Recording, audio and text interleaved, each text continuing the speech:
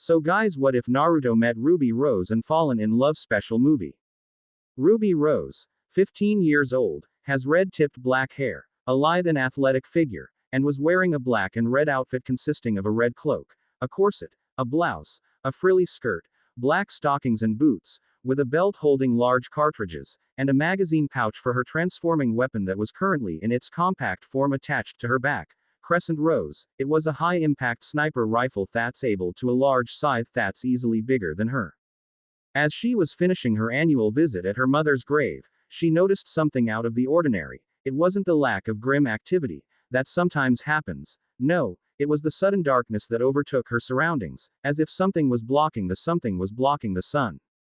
There, in the big open sky, a giant rip was forming, slowly stretching, slowly becoming wider and wider until it was as wide as a giant lake. Then, as if a giant hole wasn't enough, a giant something was falling through the rip, quickly descending, falling, and when it met land, there was a resounding boom so loud and powerful that it made her stumble and fall on her bum. Though despite all of this, she remained calm. Oh my flipping gosh. What the heck is happening?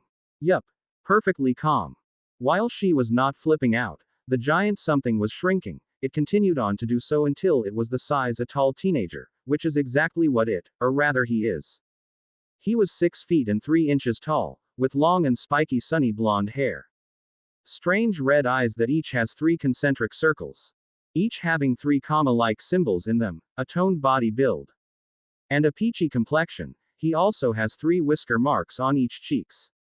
2 long and straight horns on his forehead, and 10 silver fox tails behind him. As a reminder of his friend, he was wearing a black bodysuit with lines going along his arms and legs with a circular making over his chest, a white coat with long sleeves and a design similar to his eyes on the back, and open-toed sandals. He was Naruto Uzumaki, 17 years old, former Jinchuriki of all the tailed beasts, and current badass god, albeit immortal one, but he's still badass.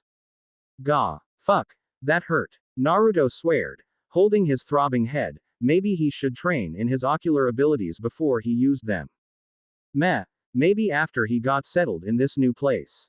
Swear jar. Ruby yelled, but then got wide-eyed and nervous when the man looked at her. It wasn't her fault that her instinct to shout out swear jar was triggered by a stranger, that shed only seen, and one that looks frighteningly powerful. Crap baskets, she was gonna die, without even becoming a huntswoman first, too. That was the second worst way to die. Right besides dying through CMDS, or cookie and milk deprivation syndrome, that was the cruelest death she could think of. Wait, what was she thinking about in the furs? Hey, you there? T-place. Right, that, welp, she thought. Time to start running for my life. And she did, quite fast too thanks to her speed semblance. Too busy fearing for her life, she didn't notice Naruto, the mon's name, fly towards her. Hey, can you tell hey? Stop running. He began, only causing Ruby to rub even faster, which was saying something, which wasn't a good idea on her part, because that caused him to be more determined to catch her. He was lost, in need of directions, and stubborn, so, yeah. Ah, you're chasing me. How can you chase me? Why are you chasing me? Ruby screamed, startled at the fact that the horned man wasn't able to chase her at her top speed. I was just gonna ask for directions. Naruto yelled over the winds. Seriously, it wasn't like he was going to hurt her. Why are you even running? You fell from a rip in the sky, caused an earthquake, and made a giant crater in the ground. You're asking me why I am running away from you. She yelled back a tad rudely. Maybe I shouldn't hang much with my friends. I am starting to pick their bad habits, she thought absent-mindedly as she ran in place. What? Before you kill me, can I at least have one request, she said in defeat. She might be dying sooner than she planned, but she refuses to die without having her family hear one last I love you from her. Kill you. Didn't you hear what I said a couple of moments ago? I was just gonna ask you for directions. Sheesh, if this goes on, I am gonna be painted as an evil god or something, Naruto said, with slight irritation lacing his tone. Honestly. First, she reprimanded him for his way of talking. Second, she ran away from him when he was just asking for help. And lastly, she was implying he was a murder-happy person. That was just plain rude. You're just asking for help. Ruby axed a tad demurely. She got a nod. Wait. You're a god. Isn't it obvious? Oh, right, different dimension. Yeah, I am a god. See the horns and the eyes. Those are signs of divinity in my dimension. Those are godly symbols. She got a nod for an answer. You're from another dimension. Even from all of the fear she felt moments ago, she was a tad excited and starry-eyed, a dimension hopper. That was so cool. Duh, that rip in the sky moments ago was a portal, wasn't that obvious enough? He thought that everybody knew that a rip in the air was the sign of a portal opening from another dimension. A god from another dimension. That's so freaking cool, Ruby mumbled to herself, until she realized something. Wait, if you're a god, then why are you here? Don't you have some godly duties or something? And what god are you of? Naruto sat down and patted the ground besides him. Why don't we sit down? With only slight hesitation did she sit. Those are good questions actually, some that requires a quite lengthy, so why don't we start over? My name's Naruto Uzumaki, 17 years old, mortal god of life and death, time and space, nature, animals, chakra, ninjutsu, ninshu, peace, weapons, and spirits. He didn't know why he was given the domains of life and death and weapons though. A god of weapons, that is awesome. What kind do you use often?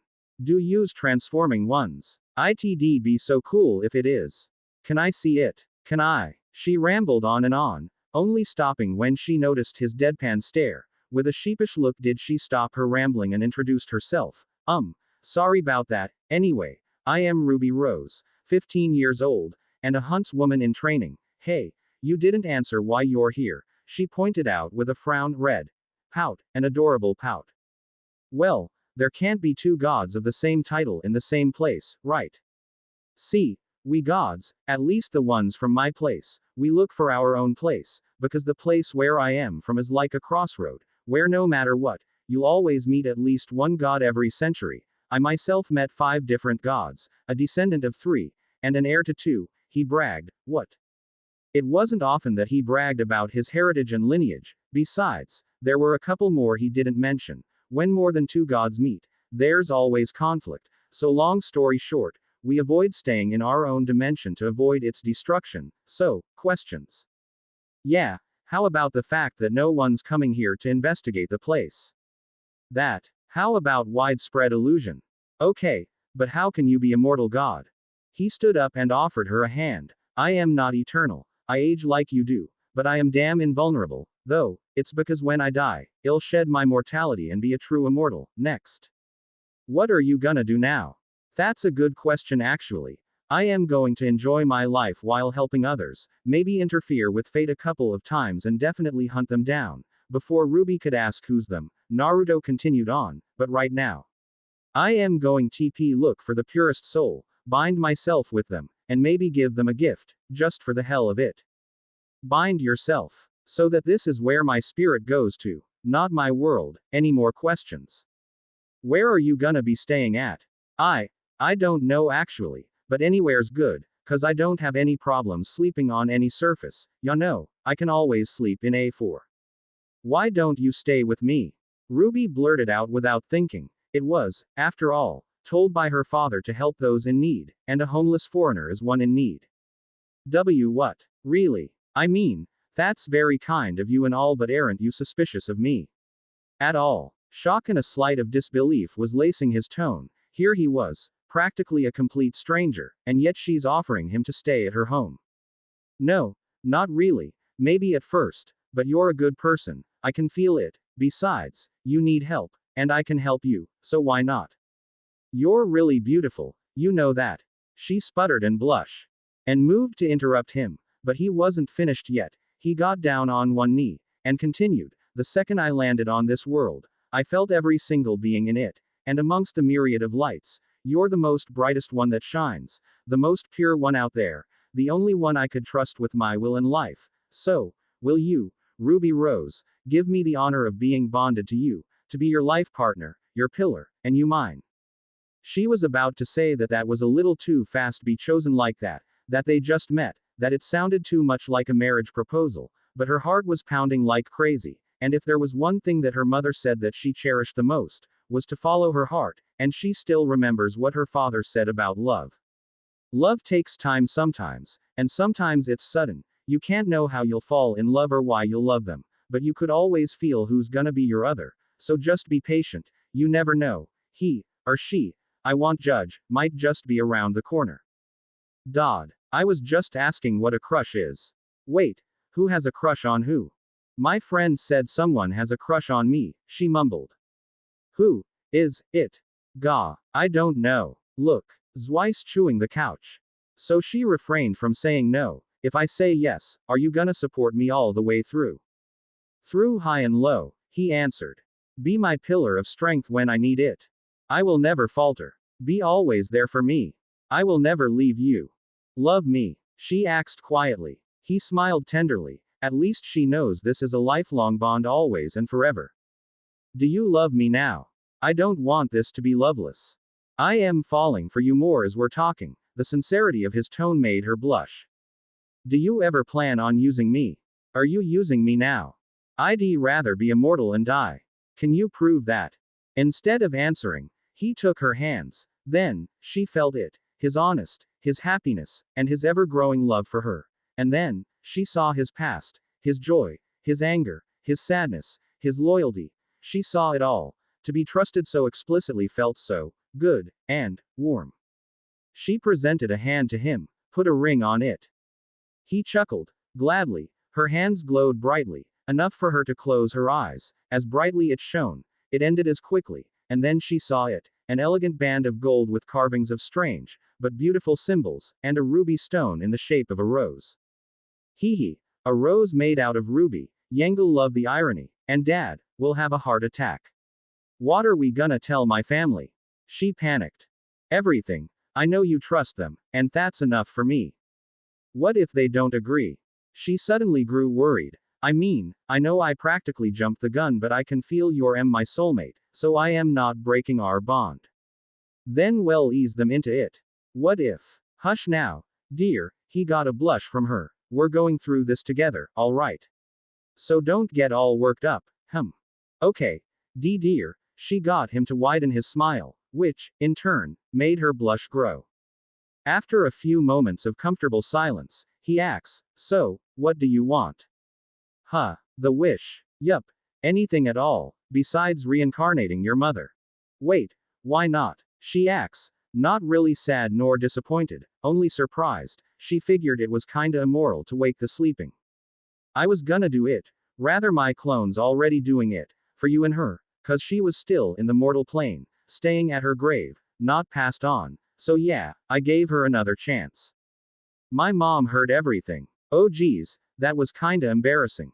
No, she's resting now. She'll be fine in a few, in walking and talking condition, so, wish. Give me my first kiss. He was gonna ask if she was sure. That he'd do that anyway, but he knew that she was sure. That she wasn't a materialistic girl, that's she's certain with her choice. And so, he kissed her, melded their lips together oh so tenderly, caressing her face like the most precious being that she is. They were conveying their feelings for each other. No matter how recent it was that they had it, they didn't care. They understood each other on a whole different level, trust each other with their lives knowing that it'll be treasured, and only the need for air separated their soft and tender lip lock. I know it's too soon to be saying this, but I love you, his beautiful crimson rose said with the prettiest blush he'd ever seen that made his brain into mush. It's never too soon for love, he thought. I love you too, her bright son said with a sincere smile that made her stomach jump in happiness. Dow. How sweet. A voice suddenly squealed. Wait till they hear about this. Gah. Mom. Ruby stated. First embarrassed, then confused, and then surprised. You're fine. Already. There stood her mother in her white cloak, looking like her actual age, as if she'd just gone on a vacation instead of dying, though she still looked beautiful, as not much changed with her visage. Your soulmate, Summer Rose said in a teasing tone that had her daughter blush once more, made a great job of making me a new body. I mean, look at me. It's like I never died. She said while examining her body. She then turned to Naruto and bowed her head to him. I don't know how to thank you, my lord. This is such a great opportunity, to be given the chance to live once more. Please, just call me Naruto. You're my mother-in-law now. He said in a jovial tone. That's a good point. Then you'll have to call me mom, or at the very least summer. She got a smile and a nod for an answer. Now, come on you two. Let's go home. We have two blondes waiting for us, and while we're at it, why don't you tell me and my little Rose more about yourself? Ruby had an expectant look after Summer suggested that to Naruto. Knowing more about her future husband was always good. Sure. Why not? After all, they were his new family now, and he knows he was with good people. See, back then, when I was a child. So hey, this is my first entry in my and Ruby's shared diary. See, Summer suggested this idea to us, me and Ruby, and I thought that it was sweet, and Ruby thought so too, so yeah. Also, it's been a couple of months since our first meeting. Anyway, I am here to write about what happened when we got home. That phrase feels good to say. I am going to shorten the story. We got home. Taeyong, Ruby's dad, and Yang, Ruby's sister, nearly had a heart attack. They cried a little, noticed me, got told of what I am, what my new relation to them is. I nearly got strangled, and then we told the blonde and the blonde the story. Needless to say, the first week was weird, weirder actually, cause it's still weird, but in the good way. But I digress, everyone has their own quirks.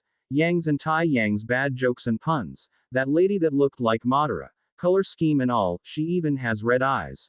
Raven, I think, was very stiff and sarcastic, that crow guy being a drunkard, Ruby's fascination with weapons, and I guess my fascination with the color orange. Speaking of weapons, Ruby had this idea from an anime, Spirit Consumer, I think, where I would fuse myself with her weapon. Crazy, but it works.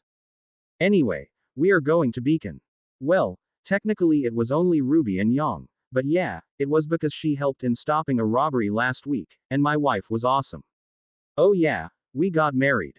It was a small wedding, just us and her family, and our honeymoon isn't due for a couple of months yet. Also, apparently it was family tradition that the women from her family doesn't lose their last name, but we did hyphenate our last names. Anyway, we're on our way to Beacon.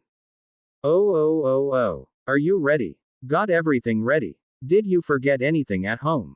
Do you have everything you need? Naruto asked Ruby through their bond as the two of them approached the Bullhead, a VTOL, vertical takeoff and landing, tiltjet aircraft, that would take them to Beacon, a prestigious huntsman academy and one of the most famous in all of Remnant. Yes, no, and yes, don't be such a worrywart. Dear, I've got this in the bag, she answered. After a few weeks of getting to know her life partner, who was now possessing Crescent Rose, she was now used to intimate gestures, such as the endearing nicknames, kissing, and cuddling. No more than that, though, but that was completely fine with both. Ruby because she thought that it was better if they waited for a couple of months, and Naruto because he was happy to wait for Ruby to be ready and he was also quite content at their current pace. On to another topic, where were you last night? She asked with a little heat lacing her tone. Excuse me, but is this where the Naruto paused, looking at a piece of paper before looking back at the stark white-skinned woman, who rose a delicate eyebrow in interest, the Queen of Grimm and the pale goddess Liv. No fear. Interesting. You're in her presence, human. Now, speak your piece, before I have you killed for trespassing on my lands. You're them then. Wow, you're so. She expected praise for her beauty, her presence, or her power. Instead, all she got was underwhelming. You dare mock me, human. Do you not who I am? She was outraged now. I am Salem, the goddess of the Grimm, queen of those who lurk in the dark. She was cut off mid-rant by the human. My mother. Hell, my grandmother was scarier than you, and she was a gambling drunkard. They are also the most beautiful women back at home, and there were a lot of beauties back home. Sides, I met a real goddess before, more powerful, more scary, and dare I admit it, more beautiful than some women I've met. I mean, you're beautiful in your own exotic way, but what am I saying? I am a married man. But I digress, I am not here to discuss your godhood. Despite all of her anger, she became curious. Why are you here then? She didn't get the answer she was looking for. Instead, all she got was a glint of something shiny. Remember what I said about hunting some bad guys personally before? Yeah. That's why I was late last night. He decided to give her half the truth. Oh, well, good job then, dear. She said, knowing that he was keeping something from her, but she knows that he'll only do that to protect her. Where are you, Yang? She mumbled to herself, unaware of the blonde predator that was about to pounce on her. Gah.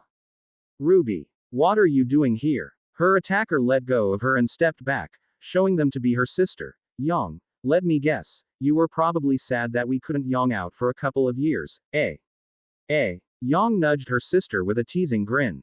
Yang has long and messy golden yellow hair, lavender-colored eyes, pale white skin, toned and curvy figure, and wearing a tan with a gold-trimmed vest with puffy sleeves and black cuffs and a yellow low-cut crop top with her symbol over her left breast.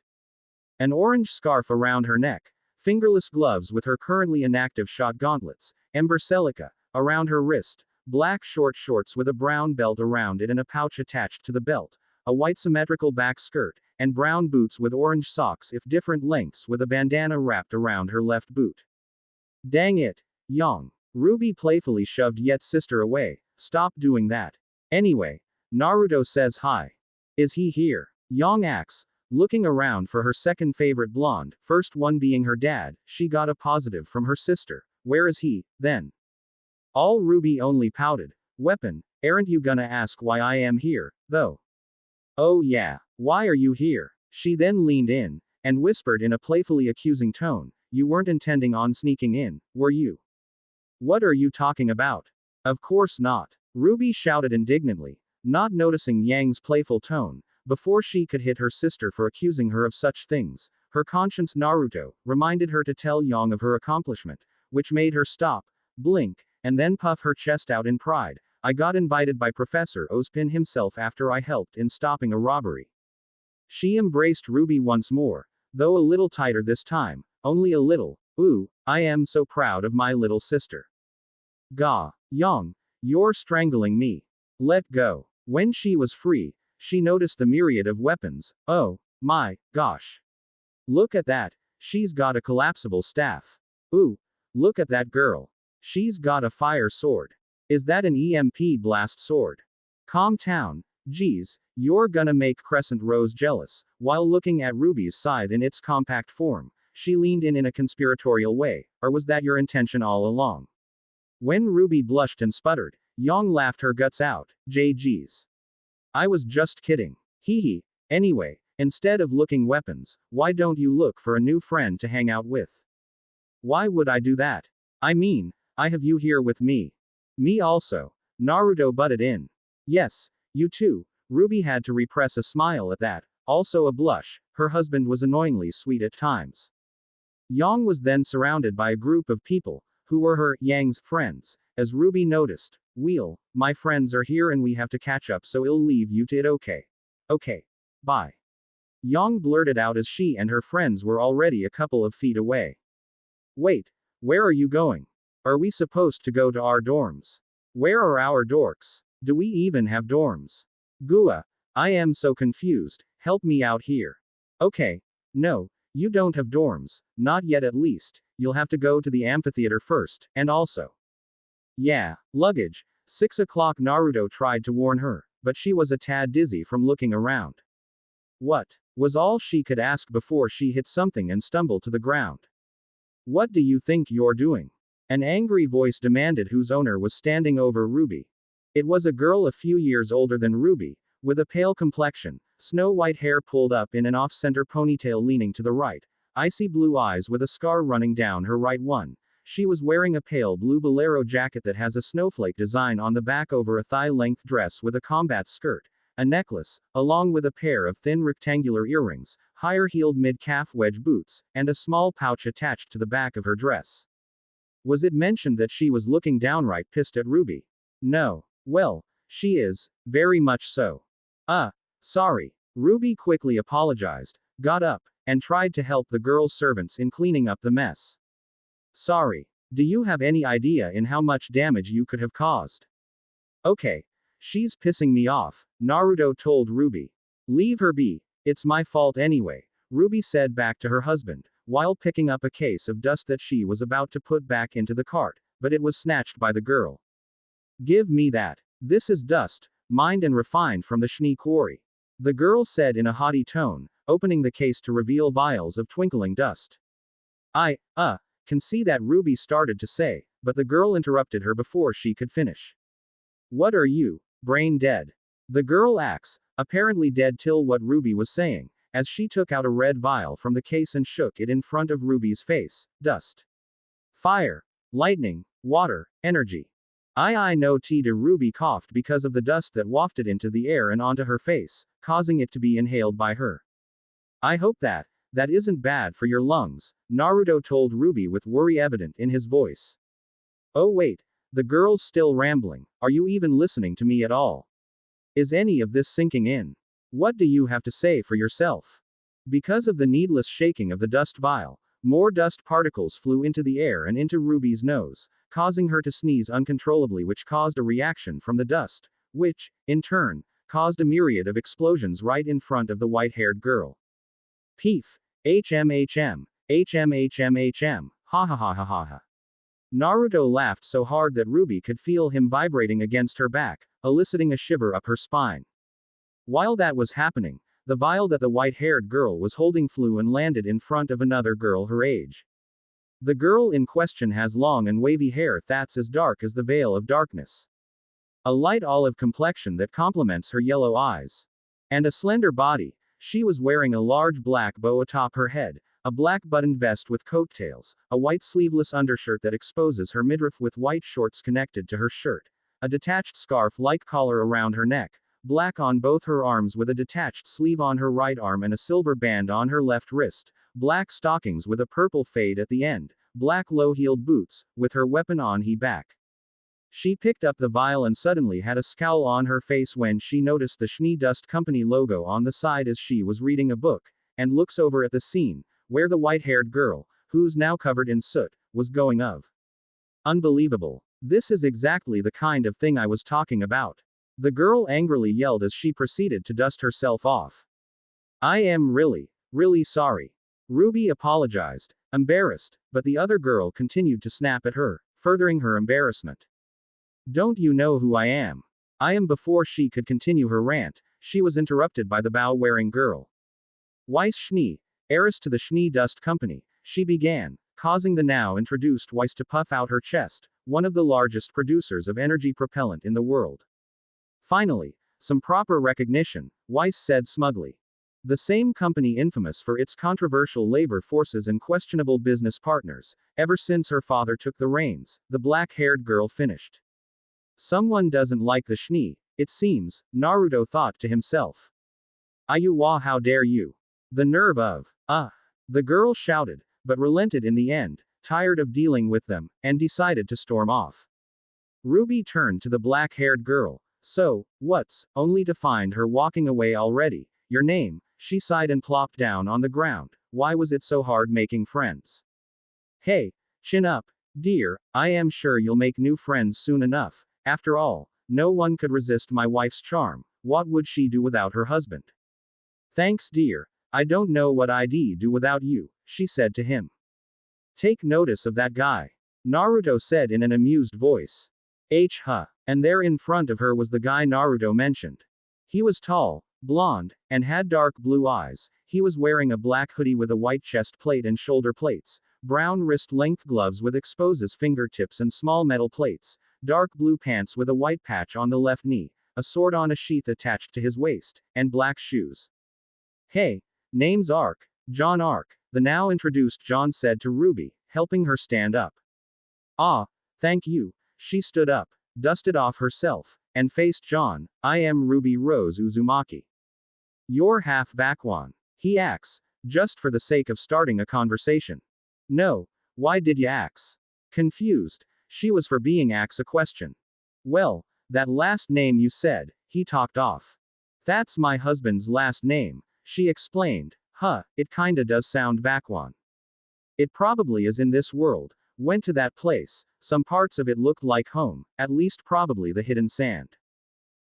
Really? We haven't talked about it, have we? Ruby asks, unaware if John's shocked face. No, you wanna hear a story about it later after you and John find the amphitheater. Oh, sorry for spacing out on you. It was only because of that John was broken from his own stupor. It's nothing. He was about to ask her about her marriage, but decided against it. Might come off as rude. Damn, that's one crossed off of the people I am allowed to flirt with. Oh well, There's always that white-haired girl. She looked pretty hot. It's okay. I space out sometimes too. Anyway, do you know where we should be hoping? She nodded. I think we should head to the amphitheater. Do you know where it is? John's asked as they started to walk. No, you. Ruby asked back. Ah, well, then, and only then, that they noticed that there were no more people around. Ah crap. Oh, Ruby. Over here. I saved you a seat. A voice called out, making Ruby swivel her head and spot a familiar blonde. Yang. A look of relief overtook her nervous one upon seeing her sister. Come on, John, let's go greet my sister. She said excitedly, walking towards her sister while dragging a surprised John by the hood unknowingly. Hey Rubes, where have you been? Lost thanks to you, she snapped. You got lost. Why didn't you use Crescent Moon's GPS? The way the mysterious blonde stressed those words seemed weird to John, but he didn't care enough to say anything about. Hey, name's John Ark, short, sweet, rolls of the tongue, and the ladies love it, trying, and failing to be suave. John wasn't paid much attention. Yeah, I am Yang. Nice to meet you too, jailbait, she said absent-mindedly. She then leveled Ruby a questioning look. So, why didn't you? Really, why didn't you just ask me? Naruto asked curiously. She sputtered, before trying to cover her embarrassment with faux anger. Did you know what happened after you left? I freaking exploded. Nice save, Naruto chuckled.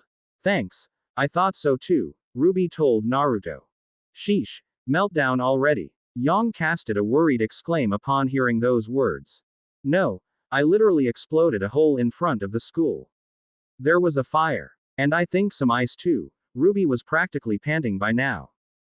After hearing those words, Yang's worried expression turned into a scrutinizing one. Are you being sarcastic? No one's even paying attention to me, such was the sad existence of one John Ark. I wish. Ruby scoffed and went in full-on rant kid. I mean, just after you left me, I tripped over a girl's baggage, got yelled on by said girl, got dust on my face and in my nose, caused an explosion, and then Yang interrupted before her sister could run herself ragged. Alright, geez, calm down and breath. Ruby did as instructed. You good? Good. So, made any friends? Before Ruby could answer, she noticed something, or rather, someone behind Yang. Oh god, it's her. She said, pointing at the young Schnee. You, Weiss exclaimed, while pointing at Ruby. Oh my god, you really did explode. Yang said in faux surprise, though hidden behind that was irritation at the girl, the Schnee, forgetting her sister blown up. She then turned to the white-haired girl. Are you following my sister? Following her? Hardly. I am merely here to remind that clumsy girl that the Schnee Dust Company is not responsible to any damage dealt to her or her belongings, Weiss said while thrusting a pamphlet at Ruby's face. What's this? Ruby took the piece of paper and looked it over. Dust for dummies and other inadequate individuals. Hey, I know all I need to about dust. Oh really? Then I suppose that a knowledgeable person would blow up dust onto someone's face. Weiss asked mockingly.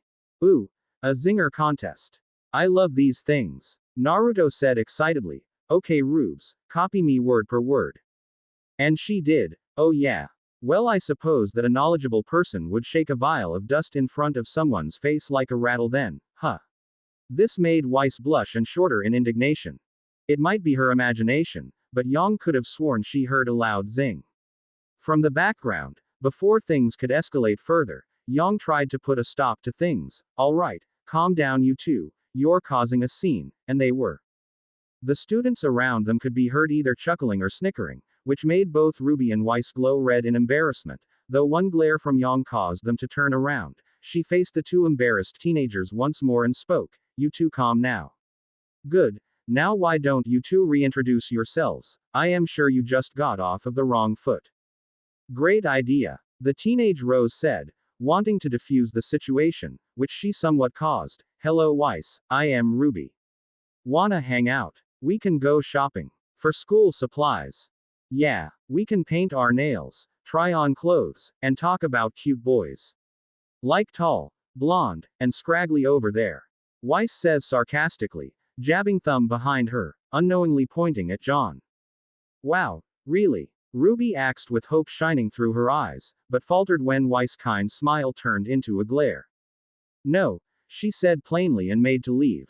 Don't worry about her, sis, I am sure you're gonna make some new friends soon, Yang said to her dejected-looking sister. You think so? I know so, Yang said, before someone was finally the stage. Took them long enough, now hush, they're finally here. There in the stage were two people. One was a blonde woman wearing a white blouse, a black pencil skirt, and a strange cape, while holding a riding crop. The person was a tall, lanky man with messy gray hair, contrasting to his black eyebrows. He was wearing a dark green suit, a green scarf that has a silvery cross on the front, and dark glasses that didn't quite cover his eyes. These two were Glinda Goodwitch and Ozpin, a professor of Beacon and its headmaster respectively. Keep this brief, Ozpin started out in a distracted manner. Looking, but not quite so, at Ruby. You have traveled here today in search of knowledge to hone your craft and acquire new skills, and when you finish, you plan to dedicate your life to the protection of the people. But I look amongst you, and all I see is wasted energy, in need of purpose, direction. You assume knowledge will free you of this, but your time at this school will prove that knowledge can only carry you so far. It's up to you to take the first step. As the students whispered among themselves in reaction to Ozpin's speech, Glinda stepped up to talk. You will gather in the ballroom tonight. Tomorrow your initiation begins. Be prepared, you are dismissed. Why can't the speeches in our school be that short? Ruby pouted. That wasn't fair. Back at Signal Academy, she was sure that their headmaster and teachers were trying to kill them through boredom. Who cares? We're at Beacon now, Yang exclaimed. Before looking at Ruby, you look extra excited, though, so what's up with that? Ruby looked around. Before answering, Naruto said that he'd be gone in a few hours with some great news and a surprise for us. That's nice of him. Only a few months and he's spoiling you and us to death. Yang sighed. Man, you really hit the jackpot, huh? You wouldn't happen to be fine with sharing with your sister. She joked. Naruto may be an almost perfect catch, but she wasn't really into guys. Why Yang? Hi diary. This is my first entry and I don't really know how to write in these things, but anyway, I am at Beacon now. And I made a new friend, John, and an enemy from what Yang said, but Naruto said that I only haven't convinced Weiss to be my friend yet, so there's that, and there's also that mysterious cool girl Blake, she seems too quiet though. It's kinda hard making friends with people that are older than me. It's not fair that my friends back at Patch are still at Signal Academy while I am at Beacon already. And when they arrive here, it'll be all weird and strange, but Uncle Kiro did always say that life isn't fair. Also something about an innkeeper's daughter forcing him to take responsibilities, I dunno. I'll just persevere through it all, with my sister at my side and my husband at my back, there's nothing I can't do. And done, Ruby said, closing the diary and stuffing it into her locker, unaware that her sister read over her shoulder. Of course, said sister was about to glomp Ruby. Ah. That's real sweet of you, sis. And glomp she did. Gah. Yang. Get off. And don't you know the meaning of privacy? Ruby gave Yang a glare, an adorable one. Privacy. What's that? Yang asked Ruby in faux wonderment. Before Ruby could make an angry remark, Yang turned on her heel, faced her locker and continued on talking. Anyway, aren't you excited about the initiation?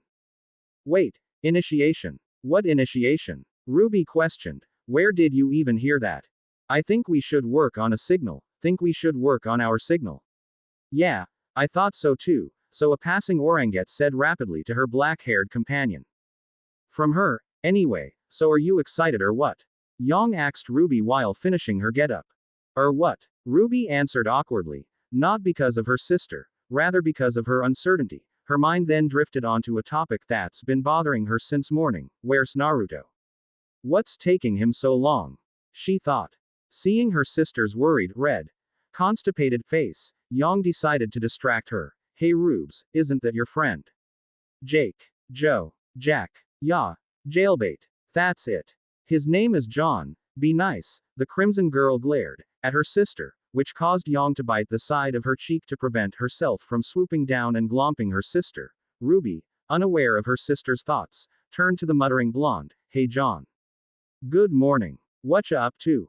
Oh, hey Ruby, I am just looking for my locker. He then proceeded to look around and mutter to himself, I swear it was around here somewhere. Well, good luck on your locker hunt. Jailbait, come on Rubes, let's get going. The initiation's gonna be starting soon. Just after she spoke, an announcement rung out, calling all first years to where the location of test was gonna take place, and that's our cue. Ruby waved goodbye at her friend. Bye John. Yeah, bye, John replied in a depressed manner, and then proceeded to sulk and whisper to himself, I am so lonely. Because of his defeated demeanor, he failed to notice Weiss Schnee talking excitedly to a tall Amazonian-looking redhead with a strange glint in her eyes, while said redhead was answering awkwardly. See, I told you. That Schnee girl is trying to seduce that tall Amazon. Think I should sleep with one eye open. Huh, Ren. The excited-looking Oranguette asked her companion. Said Oranguette was that of short stature, with turquoise eyes and pale skin. She was wearing a collared black vest that ends at her waist which had a hammer with a lightning bolt symbol on the back. Under the vest were 2 layers of clothing in the color of red and blue. She was also wearing a white sleeveless top that had a heart-shaped hole between her cleavage and collarbone, with a white detached sleeve on each arm with matching fingerless gloves on each hands. To complete her outfit, she was wearing a pink mid-thigh length skirt with a white bow on the back, pink and white shoes with pink laces that each has the same symbol from the back of her vest on the soles, and armor beginning in the middle of the shoulder and neck and end by the waist. Maybe, but I think we should be going. Come on Nora. The guy, Ren, told the now named Nora.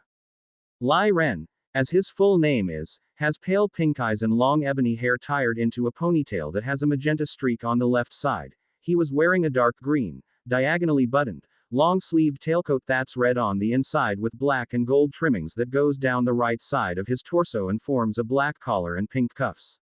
Okay. Coming Ren. But not that kind of coming. Cause we're in public, and we're not, you know, a couple. But I am not saying you're not handsome or anything, cause you are, but it'd be super weird cause we've been friends for so long. Nora blathered on and on, getting the occasional hum of agreement or a grunt of, well, disagreement. Oh. Beacon Cliff, a place that overlooks the Emerald Forest, and where the current initiation was being held. Near the cliff edge, students can be seen standing on platforms whilst facing Ozpin and Glinda, who were both overlooking the whole spectacle. For years, you all have been training to become warriors that protect our land from the creatures of Grimm, which will be extinct decades after, thanks to a strange god, Ozpin thought idly to himself before continuing, and today, in that canopy of trees, he said, pointing to the direction of the forest, the Emerald Forest, is where you'll be tested whether or not you're ready for the burdens of a person studying, learning and becoming a huntsman, Ozpin finished, before giving way to Glinda. I am certain most of you have heard rumors concerning the assignments of teams, and I am here to confirm said rumors. Glinda momentarily paused and took a quick glance at Ruby, who looked a bit antsy, and continued what she was saying. Each of you will be given teammates, today. Murmurs were heard amongst the students, wondering on how this will proceed. Along those was one Crimson Rose. Wah. Oh. Ruby whined at this unexpected prospect, and then thought to herself about her currently away husband. What is taking him so long? He should have been back by now. I hope he hasn't got himself in trouble. These teammates will be with you for the rest of your time here at Beacon, so it should be in your best interest to be paired with someone you could work alongside with well, Ozpin advised the students. He took a sip from his mug of hot cocoa, and then proceeded to look at the huntsman hopefuls. Yang looked at her sister, who proceeded to whine some more, and gave her a thumbs up of reassurance, which earned her a small smile in return. Ozpin continued his speech. With that said, for this year's initiation, the first person you make eye contact with after landing will be your partner for the next 4 years. See, I told you so, Nora told Ren, who only gave his reply in the form of a hum. After you've partnered up, you must make your way towards the northern end of the forest, and along the way, you will meet oppositions. Remember this, do not hesitate to destroy everything in your path, or you will die. And with that, Ozpin continued on his encouraging speech. John let out a short nervous laugh and gulped soundly while Nora had a far too happy look on her face that it could be considered hazardous towards another person's life. Of course, that only made John even more nervous. You will be monitored and graded through the duration of the initiation, but our instructors will not intervene. You will find an abandoned temple at the end of the path containing several relics. Each pair must choose one and return to the top of the cliff, and once you do so, your test will be over. Are there any questions? John raised a hand. Yeah, sir. I've got a question, he stated nervously. Good. Now everyone, prepare your landing strategy. Ozpin instructed. Everyone got into their own stances, except for John, who still has his hand raised. Sir. He repeated. I've got a question. He spoke up, hoping to be heard this time, not noticing Weiss being launched up into the air by the tile underneath her, with others following suit. So, about this landing strategy thing, what is it?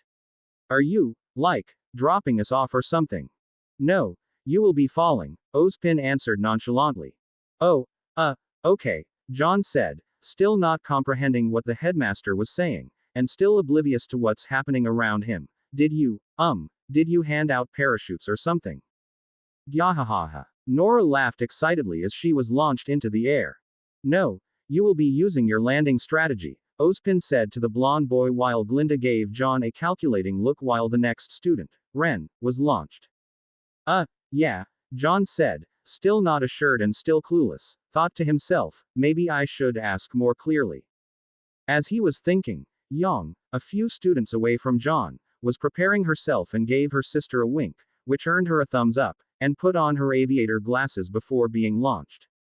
Woo-hoo! Yang yelled as she was launched, followed by her sister, who herself was ready for the takeoff. So, how will we be falling? John began, only to be interrupted by being flung off of the cliff. Ozpin took a sip from his mug, before answering, with style. Of course, this earned him a deadpan look from his trusty subordinate. Oh. Hello. Anyone out there? Hello. Yang, after maneuvering through different obstacles by utilizing her shot gauntlets, Ember Celica, and after landing was now combing through the forest in search of a partner. She was okay with nearly anyone to be her partner, and she very much welcome a partnership with her sister, though she knew that it'd be better if they didn't pair up. For Ruby's sake, Ruby had been getting better, but Yang would prefer it if Ruby met some new people. Then again, it'd be much easier for us if we become partners, she thought to herself, before hearing a rustling from the bushes behind her. Who's there? She went to the bushes to take a look. Ruby, is that you? She asked before hearing an inhuman growl, which prompted her to look up. Nope. Not Ruby. She was then forced to roll to the side as the Ursa, a bear-like Grim, took off, charging towards her and tried to take a bite out of her. Yang righted herself and activated Ember Celica before sensing another Ursa charging at her from behind. She back-flipped over Ursa number 2, as she promptly named it in her head, to dodge a change from Ursa number 1, all the while unleashing a fiery punch at Uno. UNT was attempting another charge, but Yang countered it by sucking under its swipe and delivering multiple and successive punches before finishing it up with a kick that sent it flying backwards. You guys wouldn't happen to have seen a red-hooded girl, have you? You know, about this tall, has red-tipped black hair, and probably in the middle of spazzing out right now. She acts, only to receive a pair of growls as an answer. Rude, you could have just said no. One the of Ursa took a couple of slashes at her, only for Yang to dodge them all and laugh. Ah geez. You two couldn't hit the broadside of a boss, she started to say, taunt really, only to stop when she noticed a strand of her hair fall in front of her face and land on the ground. You. Her fists began to shake with rage as her eyes began to blaze a bloody red. Monsters. She screamed, as a fiery shroud overtook her form and she began unleashing a barrage of fury-filled disaster. She went to the closest Ursa and prompted to deliver a devastating fire-infused punch after punch, before ending it with a mighty blow that sent it flying through several trees. She then proceeded to charge at the remaining Ursa and was forced to jump to avoid a high swipe aimed at her face. Seeing an opening, she quickly made her way and jumped once more, this time landing on the Ursa's back. She wrapped her legs around the neck before bashing its skull in mercilessly. Suddenly, a voice from behind a tree drawled out, "Wow, you really like your hair, huh? What? You want a piece of me too?" Yang bellowed, still filled with blood-pumping adrenaline. I hope that temper's not a common occurrence. That'd really be difficult to deal with for the next 4 years, the voice said, sounding a tad amused, before its owner stepped into view, revealing Blake Belladonna, the bow-wearing girl from last night. Yang, After calming herself down, chuckled sheepishly before looking at her new partner. Eh hee hee, it's nice to see you again, and it looks like we're partners now, huh? Blake merely lifted an amused eyebrow. Indeed. Oh oh oh oh. In another part of the Emerald Forest. Okay. Gotta find Yong. Gotta find Yong. Gotta find Yong. Ruby muttered to herself while making her way through trees. Though I guess partnering up with Blake might not be so bad. She's so mysterious, calm, and collected. But I am not sure I can hold a conversation with her though. There's John. But he seems a little lanky though, and not too good at fighting. And there's Pyrrha. She seems nice. Don't know her that much though. And, who else? Yong, John, Blake, Pyrrha, and. Her train of thought was suddenly derailed when something crashed into her from above. As she was shaking the cobwebs out of her head and cleared her vision, she found herself looking into the icy blue eyes of one Weiss Schnee, who was straddling her waist with a look of surprise on her face. Weiss, Ruby thought as Weiss slowly got off of her, this'll be a rocky partnership. There was a moment of silence between the two of them, before Weiss turned around and walked to the other direction, apparently not caring about the pairing rule. However, just as Weiss got a few feet away from Ruby, a resounding cacophony of growls could be heard coming from her left side. There, hiding behind the tree line was a pack of Beowulfs, intent of making a lunch out of Weiss, but of course, all of the growling got the woman in white and the Scarlet Lady's attention. Looks like we're stuck together, huh?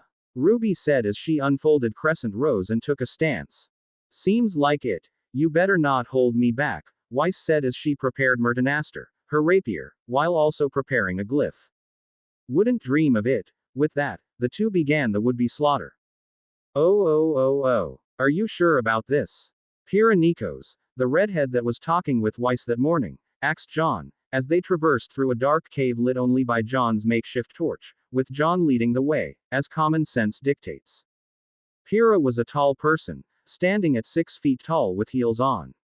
She has vibrant green eyes, pale and creamy skin, and red hair that was styled into a ponytail that was curled slightly into a loose ringlet. She was wearing a two-layered top.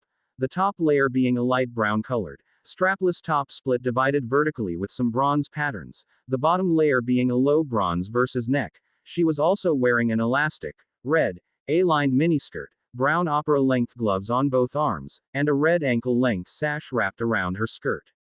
She also has a small circular bronze plate on the right side of her hip connected to her belt bearing her spear and shield emblem. Underneath her hair is a brown circular that's adorned with pair of small, teardrop-shaped emeralds on thin chains. She was also wearing a large bronze gorget around her neck, a bronze bracelet in the upper half of her left arm, and an elaborate bronze greaves that starts below her mid-thigh and connects to her boots.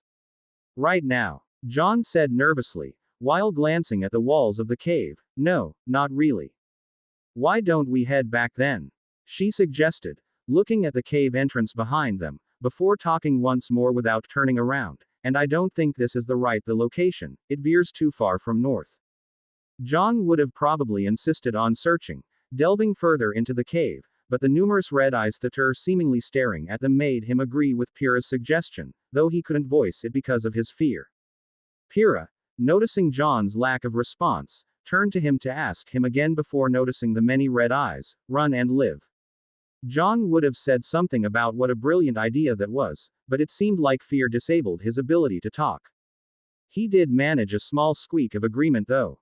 Oh. Lai Ren, after finish a pair of King Taijutsu, was now calmly strolling through the forest with his pair of bladed submachine guns, named Stormflower in hand.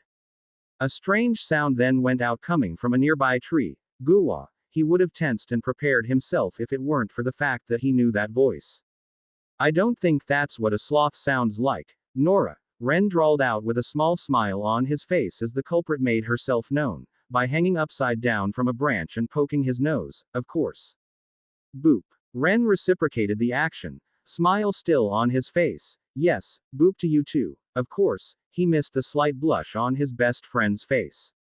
Oh. After seeing Ruby not slaughter a pack of Beowulfs with ease, Weiss begrudgingly admitted to herself that this clumsy dolt was talented, though, she did wonder about that strange shining ring. See, we did well together. Maybe being paired up wasn't such a bad thing, huh? Quite unaware that she was being scrutinized, Ruby was excited to show her new partner that she was very capable of hauling her own weight, and you were amazing. You were all like, wah, hiya, and schling. You're so cool out there. Caught on by surprise by sudden praises, although strangely worded ones, Weiss blushed, but it was quickly covered by a haughty look and a condescending response. Of course I was. I am, after all, very proficient in using my rapier, Mertonaster, and my semblance. She was gonna end it at that, before she noticed Ruby's face, which looked like a puppy waiting for a treat. You weren't too sloppy yourself, perhaps we could salvage this partnership after all. Apparently, that was what Ruby was anticipating for, because she beamed so brightly that it made Weiss give a small smile in return. You really think so? She asked a tad meekly, only a tad, still not used all that much to Weiss' presence. Still wearing a small grin, Weiss replied, a touch arrogantly, perhaps, so don't make me regret trusting in you and your skill. Of course, don't mistake this partnership for friendship, yes. She finished with a level stare. Ruby's expression dimmed for a bit, before it immediately brightened. I'll win your friendship with my winner personality.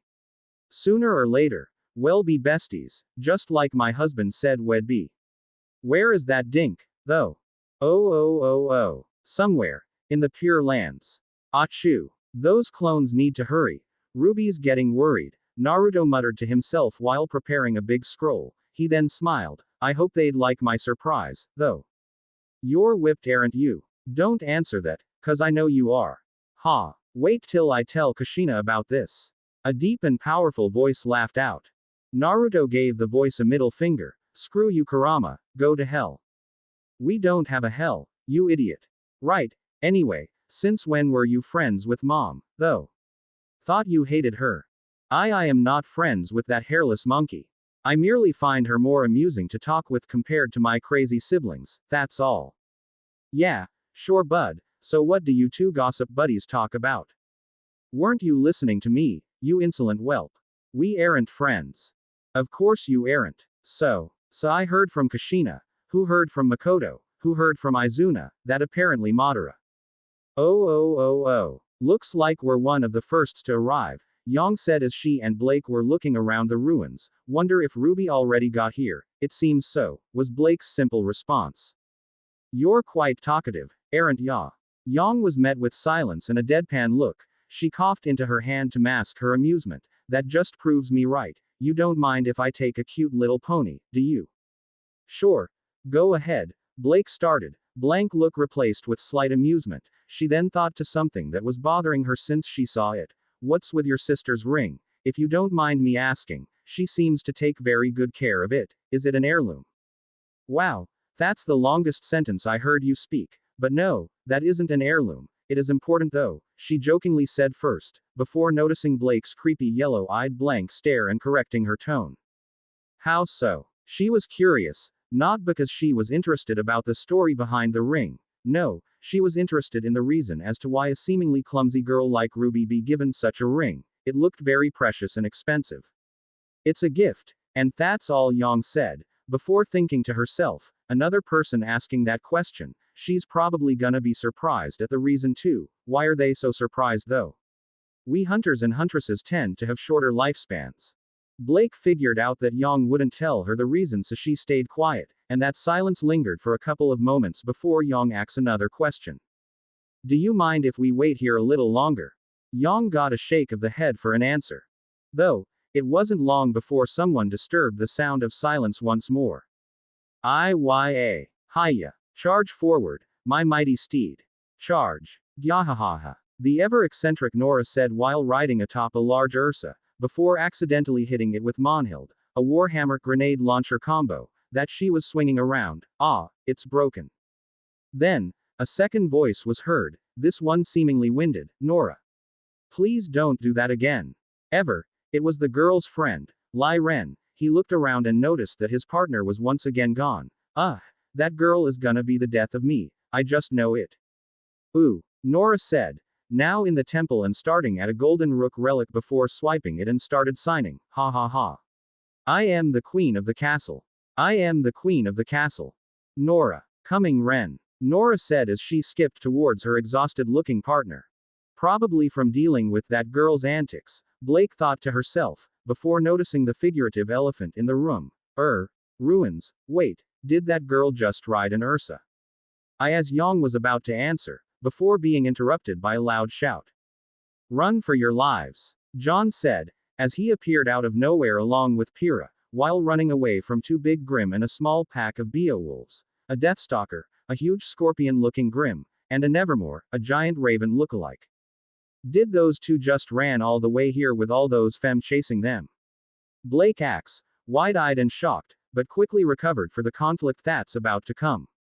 Yang tried to answer once more, but was interrupted by something distracting, and by that, she meant a Grim is about to attack someone, John, and that someone is unprepared distracting.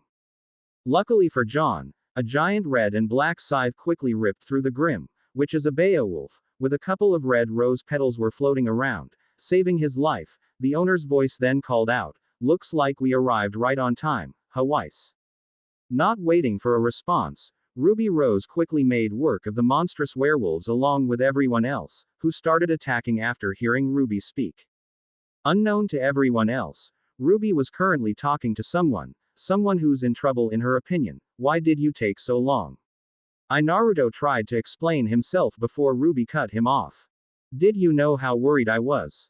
I thought you got into some kind of trouble when you weren't back this morning. You said you'd only take a couple of hours. You took almost a day. A day. At the least you could have warned. What do you have to say for yourself, mister? Ruby finished with a mental glare aimed at her husband. You didn't check your scroll, did you? Naruto asks. I did so. The paw on your left, the paper-type scroll. He clarified, while she hooked the blade of the scythe at the neck of the Beowulf and pulled the trigger, launching her back along with a severed Grim head. We really need to give them different names, Ruby told him, unaware that a big bad Beowulf was stalking towards the Red Riding Hooded Reaper. Naruto was about to warn her, but someone called out faster. On your right, Yang suddenly called out. Before she jumped towards her sister and on the Beowulf, she grabbed its neck with her legs before aiming Ember Celica at its head and firing. The giant lumbering wolf was now a giant lumbering corpse falling to the ground. Thanks sis. Ruby called out before ensuring the fray once more. She then took notice of the two most dangerous Grim in the field were preparing to attack and the thinning numbers of the pack were gathering closer. Everyone. Regroup. How did you guys even manage to get the attention of so many Grim in the first place? Weiss asks in an irritated manner. Who wouldn't be irritated? Second day of school and your life's already in danger. Less talking, more fighting. Yang shouted while making her way towards her sister. She had to deck a few Beowulfs before arriving at the location. Any plans, sis? After everyone gathered up, Ruby spoke up. Yeah, Weiss, can you immobilize the Deathstalker? Weiss scoffed. That's merely child's play. She then prepared her rapier and made an ice glyph appear underneath the giant scorpion and froze a few of its legs. Done. Good. Yang, you're with me. Nora, think you can come with us to break a few legs with that hammer? Ruby asked while preparing her scythe. Breaking legs is what Monhild and I live for. Nora exclaimed as she, Yang, and Ruby charged at the temporarily immobilized Deathstalker. Let's bring them support, guys. Weiss, Blake, let's finish the remaining Beowulfs. Ren, Pyrrha, shoot at the Nevermore to keep it distracted, come on. John said while preparing his sword and shield, Crocia Morse, and began slashing at the humanoid Grim with the help of Blake and Weiss. Weiss was slashing ferociously and yet graciously at the enemies, remaining as graceful as ever. She was, however, irked that someone dared to order her around. You better pray that we live through this arc. Or else she was cut off as she was forced to dodge a lunge from one of the Grim. She then spun on her heel, created a glyph to boost her speed, and dashed at the offending Grim, running it through with Murdenaster. TCH, that's what you get. Talk down to its corpse later. Schnee, we still have a few Beowulfs to deal with. Blake while slashing at a mid-lunge Beowulf with her cleaver scabbard while shooting at another with Gamble Shroud, her pistol katana. She had to dodge to the side when a Beowulf attempted a slash. She jumped backwards and had Gamble Shroud fold before attaching her ribbon to it, creating a makeshift chain sickle. She then spun her weapon over her head, before slashing at every enemies available to her. Every Beowulf. Of course, This only irritated the Schnee, of which she sent a smirk towards. Before anyone could question as to why she didn't do that at the beginning, Pyrrha called out, "A little help would be great, guys." John quickly dished out orders, "Blake and Ren, shoot that bird down. Come on, Weiss, let's help slay a giant scorpion." Of course, this irritated Weiss a little, though she didn't voice it this time. As they got closer to the trio, they could hear Ruby give Nora and Yang orders, "OID the claws, Yang. Try and shoot at the stinger, Nora. I'll try and slice off a limb or four." She then dashed in close and began on slashing on the legs and claws while avoiding attacks from the now free but now sluggishly moving Deathstalker. "Got it. Roger, Roger." Yang and Nora replied as they followed the given orders. Nora jumped away from the scorpion and transformed her warhammer, Monhild, into a grenade launcher and began shooting out rounds at the stinger while avoiding friendly fire. Yang, meanwhile, was running towards the Grim while weaving left and right to avoid its onslaught. When she got close enough, she jumped on its carapace and unleashed a barrage of fire-fueled, forced rage-induced, bullet-infused punches. "Need any help, Ruby?" Johns asked when he and Weiss got in Ruby's hearing range. "Yeah, mind freezing the tail, partner?" Ruby asked as she successfully cut down a claw along with 3 legs. "Not at all," and so she did, by utilizing Myrtanaster and making an ice glyph just behind the Deathstalker with her remaining ice dust. "It's done, Ruby. You better hurry up though. That won't hold for too long.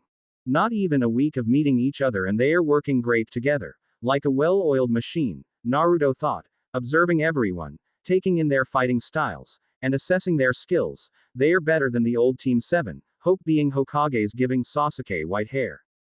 Ruby, unaware of her husband's thoughts but aware of his mirth, replied to Weiss, "Got it. Nora, hit its mask. Yang, get out of there." She then went behind the Grim herself, being one of the few in the group to do so quickly, and immediately unfolded Crescent Rose and began unleashing a barrage of high-caliber bullets at the frozen segment of the tail. Yang, tired of being immobile for a while, shouted, "What now?" Before Ruby, who's still shooting at the Deathstalker although subconsciously, could shout out an answer, the tail then broke and fell towards the Grim's weakened and cracked mask, thanks to Yang and Nora, which resulted in the thing's death at the same time Pyrrha, Blake, and Ren disposed of the Nevermore. Everyone then went quiet, save for Nora's humming, who was happily skipping towards the Deathstalker corpse and then proceeded to poke it, while saying poke every time she did so. "That happened," John said, trying to alleviate some of the tense silence. "Crazy second day of school, huh? Ah, it went poof. Looks kinda cramp, doesn't it?" Yang said as she and her new team stood at the doorway of their new shared place. It was mid-noon, and they were just dismissed from the final part of the initiation, the forming of the teams, and now looking at their new living space, though there's not much space to begin with, and they weren't much happy about that fact. Weiss, a person used to large spaces, was the first to complain. "Do they think that this place is adequate for 4 people to live in? And our belongings won't probably even fit in here," she complained with an eyebrow twitching. "Maybe if you haven't brought your whole room with you, then we might have possibly been able to manage," Blake said while reading a book, pointedly ignoring Weiss' irritation. She then threw a quick glance to the room, seeing the room for the first time. With a wince, she quickly added, "I gotta agree with the Schnee though, our stuff won't fit in here. How about we set up B?" Ruby was about to suggest something, before Naruto spoke up. "How about I help you expand?" Ruby then quickly went into her and Naruto's shared soulscape and gave Naruto an illegally adorable, inquisitive look. "You can. Wow, I still sound weird. Anyway, you can do that." "O' course I can, dear. I am, according to Kakashi, a person who can fix mostly anyone's problems. Though, he also called me a person who has trouble looking over his shoulder," he said proudly at first, before mumbling the last part. He then brightened once more. "A little fuinjutsu here, a small time and space altercation there, and your comfort troubles are gone." "PFF'd. You sound like an advertisement." Ruby's comment made Naruto falter, but he immediately perked up when Ruby continued, "Thanks though, you're always trying to help me, even with the smallest things." Naruto then grew bashful. "Ah geez, you're welcome. Sides, you're my awesome wife, so of course I'll always try and help you. You're the greatest thing that happened to me," He grabbed her hands and squeezed them gently while giving Ruby a soft smile, a gesture she returned. Still, thanks, love ya, and with that and a kiss to Naruto's cheek, Ruby left their shared, leaving a goofily grinning blonde. Love ya too. Coming out of her trance, Ruby noticed the slightly amused, impatient, and curious look directed at her, coming from Young, Weiss, and Blake respectively. She suddenly grew self-conscious from all of the looks she's getting. What? Grr. Your idea. What is it? Weiss growled axe in frustration. She was an heiress, and heiresses do not growl, thank you very much. Spacing out for a few moments, gaining a hazy-eyed look as if unfocused on the outside world, and when they do return from their spell, they aren't aware of what happened. Ooh, she's like the character from the book I am reading. Blake thought to herself somewhat excitedly, while still keeping an aloof look. Alright, that, Ruby trailed off, unsure of how to continue. Just tell them to wait outside and not to worry, Naruto supplied. Well. Just wait outside and don't worry about anything. I'll handle everything, she told her new roommates. Yang gave her a thumbs up and went outside to try and get comfortable while waiting, while Blake and Weiss gave her wary looks, Weiss more so than Blake's. Alright, was all Blake said, still a tad suspicious, but decided to trust her new leader. I can at least get on with my reading. Weiss was about to voice her discomfort with the idea, but thought better of it. It's not like she'll make our living space much more uncomfortable, she thought, and made to leave, but not before giving Ruby a slight glare. She was still a little miffed at not being made leader, but gave the headmaster's decisions some faith. He wasn't the headmaster for nothing, after all, and she did show some good qualities. Don't worry, Ruby said to Weiss, it'll only take 4 hours at most, Naruto supplied. 4 hours. At most. Ruby continued, ushering Weiss outside, making her glare even more annoyed. Now what? She asked Naruto. Naruto, after making sure that everyone was out and not gonna barge in, released his hold on crescent rose and turned to Ruby with a raised eyebrow and a grin. Now you'll tell me how to design each and every room. Oh. Outside Team RWBY's dorm room, 3 hours and 37 minutes later. I am bored, Yang moaned out, sprawling out her limbs at her sides, now bored of playing her scroll. She then turned to her two teammates. Hey guys, wanna play the let's make out with each other and see if we're compatible game? It'll be fun, she suggested to Weiss and Blake while wiggling her eyebrows suggestively. How obscene, Weiss exclaimed with a red face. Do you ask that to every people you just met? Such lewdness. Blake's answer was a blank look, though there was a faint red tinting her cheeks. What a pervert, though I guess I'd be a liar if I said I wasn't one. Everyone is one, after all, she thought to herself. Upon hearing Weiss' comment, Yang scoffed, of course not. I only ask that to every hot girl I just met, not every person. She crossed her arms at this, losing her insulted look and replaced it with an appraising one while at Blake and Weiss up and down. I mean, you two are one of the hottest girls I've ever seen, bar myself of course. Before Weiss, or possibly Blake, if she felt like it, could retort, Ruby's voice called from the other side of the door. Hey guys. It's done. Weiss, already tired of dealing with the perverted blonde, was the first to move to enter their dorm. Of course, upon seeing it, she immediately had to correct herself, for it was no simple room anymore. Before, it only had just one room and one bathroom solely for waste disposal. Showers were taken at a shared facility.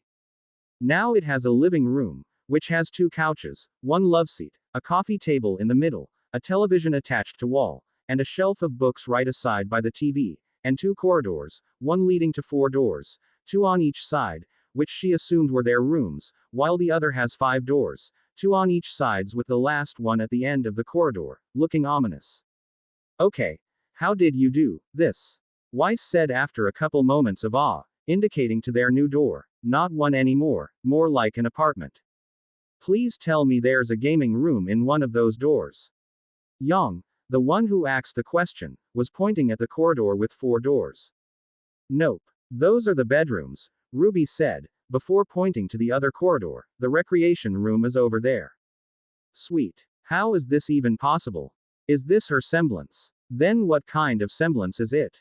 Blake thought to herself as she moved closer to a couch and sat down. This is comfortable, she said with a small smile. Ruby put her hands on her hips and puffed her chest. Only the best can be bought for Team RWBY. She then looked at Blake and Weiss. Young, after finding the right door, was already in the recreation room. Why don't you guys unpack? Your names are on the door of your rooms. With a sigh, Blake stood up and went towards her room, but not before throwing the couch a subtle longing look.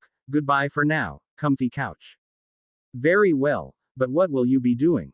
Weiss said as she stood up and looked her partner. Me. Well, I already unpacked my stuff, so I am gonna do a little exercise, Ruby said. Exercise how to play better at video games, she thought to herself. Weiss smiled faintly, completely misunderstanding what Ruby said. Not that it's her fault, she said. Keeping in shape is very good. I am glad you're taking initiative. Yeah, I mean, I gotta keep at it if I want to beat my uncle one day. I'll leave you be then. If anyone needs me, I'll be in my room. Alright. Now, time to murder some video game characters. Oh. Meanwhile, at Salem's castle. What do you mean Mistress is dead? A young raven-haired woman asked the figure sitting on her goddess throne. Just as I said, dear, my cousin was murdered, quite easily so if I might add, the being said in a powerful yet alluring androgynous voice, and so, you will now do as I say, do you understand? 1. That can't be. Mistress is. Ravenette woman was cut off by an immense wave of power that washed over her. Understand. The powerful being asked once more, this time getting a small nod from the woman. They then stood up, their figure still obscured by the shadows as before. Good. I am glad we've come to an understanding. Cinderfall. Otherwise. Otherwise. Despite all her courage, all her intelligence, all her power, Cinder couldn't her but shiver from that person's tone, and not the pleasant kind either. Why yes, I am glad. You know what I despise the most? They suddenly interrupted Cinder, but didn't wait for an answer. Liars, especially those who lie to themselves, so save your breath, and prepare yourself. Now, let's talk about my cousin's convoluted plan. Why yes, well, Nighttime. Beacon Academy. Team RWBY's dorm. Ruby's room. Ruby Rose, currently in her sleeping attire, was in front of a mirror brushing her longer than usual hair. I should get a haircut soon, she mumbled quietly. Naruto, currently lounging on their bed, heard her what she practically whispered. He sat up and said, I think it suits you. What? She asks, a tad surprised at Naruto's sudden comment. Long hair. I think it suits you. You look more beautiful with long hair, he said once more, though a little more clear. Really? I mean, it's kinda uncomfortable and messy and hot and it'll look too much like mom. As she mumbled the last part, she looked down at her feet. I mean, I really love mom, and I am really thankful you brought her back and made our family complete again. But, Naruto asks. Ruby sighed. It's just that, it'll seem like I am just a complete copy of mom. Just Summer Rose 2.0, not Ruby Rose 1.0. I mean, I want to be just like mom, but I don't want to be her. I want to be my own person. I want to make my own legend, you know. PFF'd. Naruto snickered, but before Ruby could admonish him for it, he spoke. Sorry, you kinda triggered something. But yeah, I get ya. But you don't have to worry about all that stuff. You might think that it's like that, but it isn't. Whenever I see your face, you know the first thought that comes into my mind.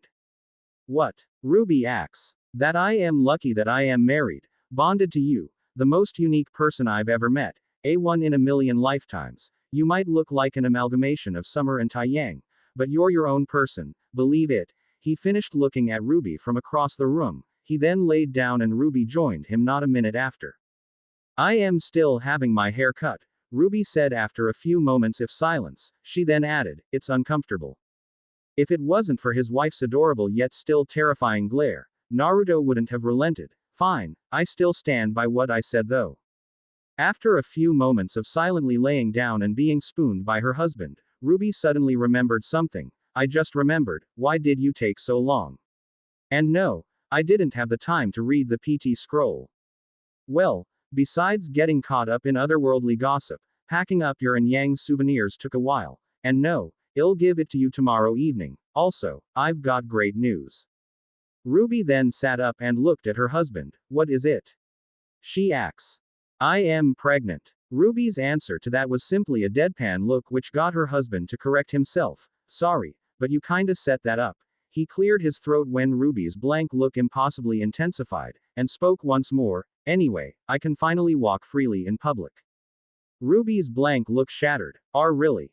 She stuttered. This was, after all, big news. Him being able to freely do so now meant that those major threats that he told her about were gone. That's great. I know, he said, before laying down while bringing down Ruby with him. He then let out a sigh and spooned Ruby once more. Sometimes I wish I wasn't a god so that the lives of my loved ones, your and your family's lives, won't be at risk, you know. But then I thought, if I wasn't one, then how the hell? Swear jar. Am I supposed to meet you? I can't, which is why I am glad I am one, ya know.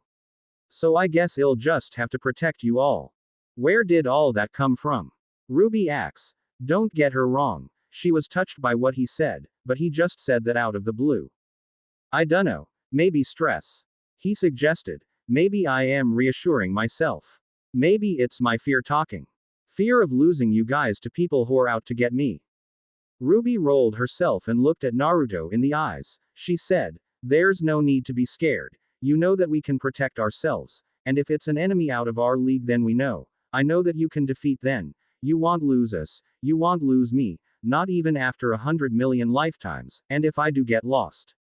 I know you can find me, and even if it takes another million lifetimes I'll wait for you.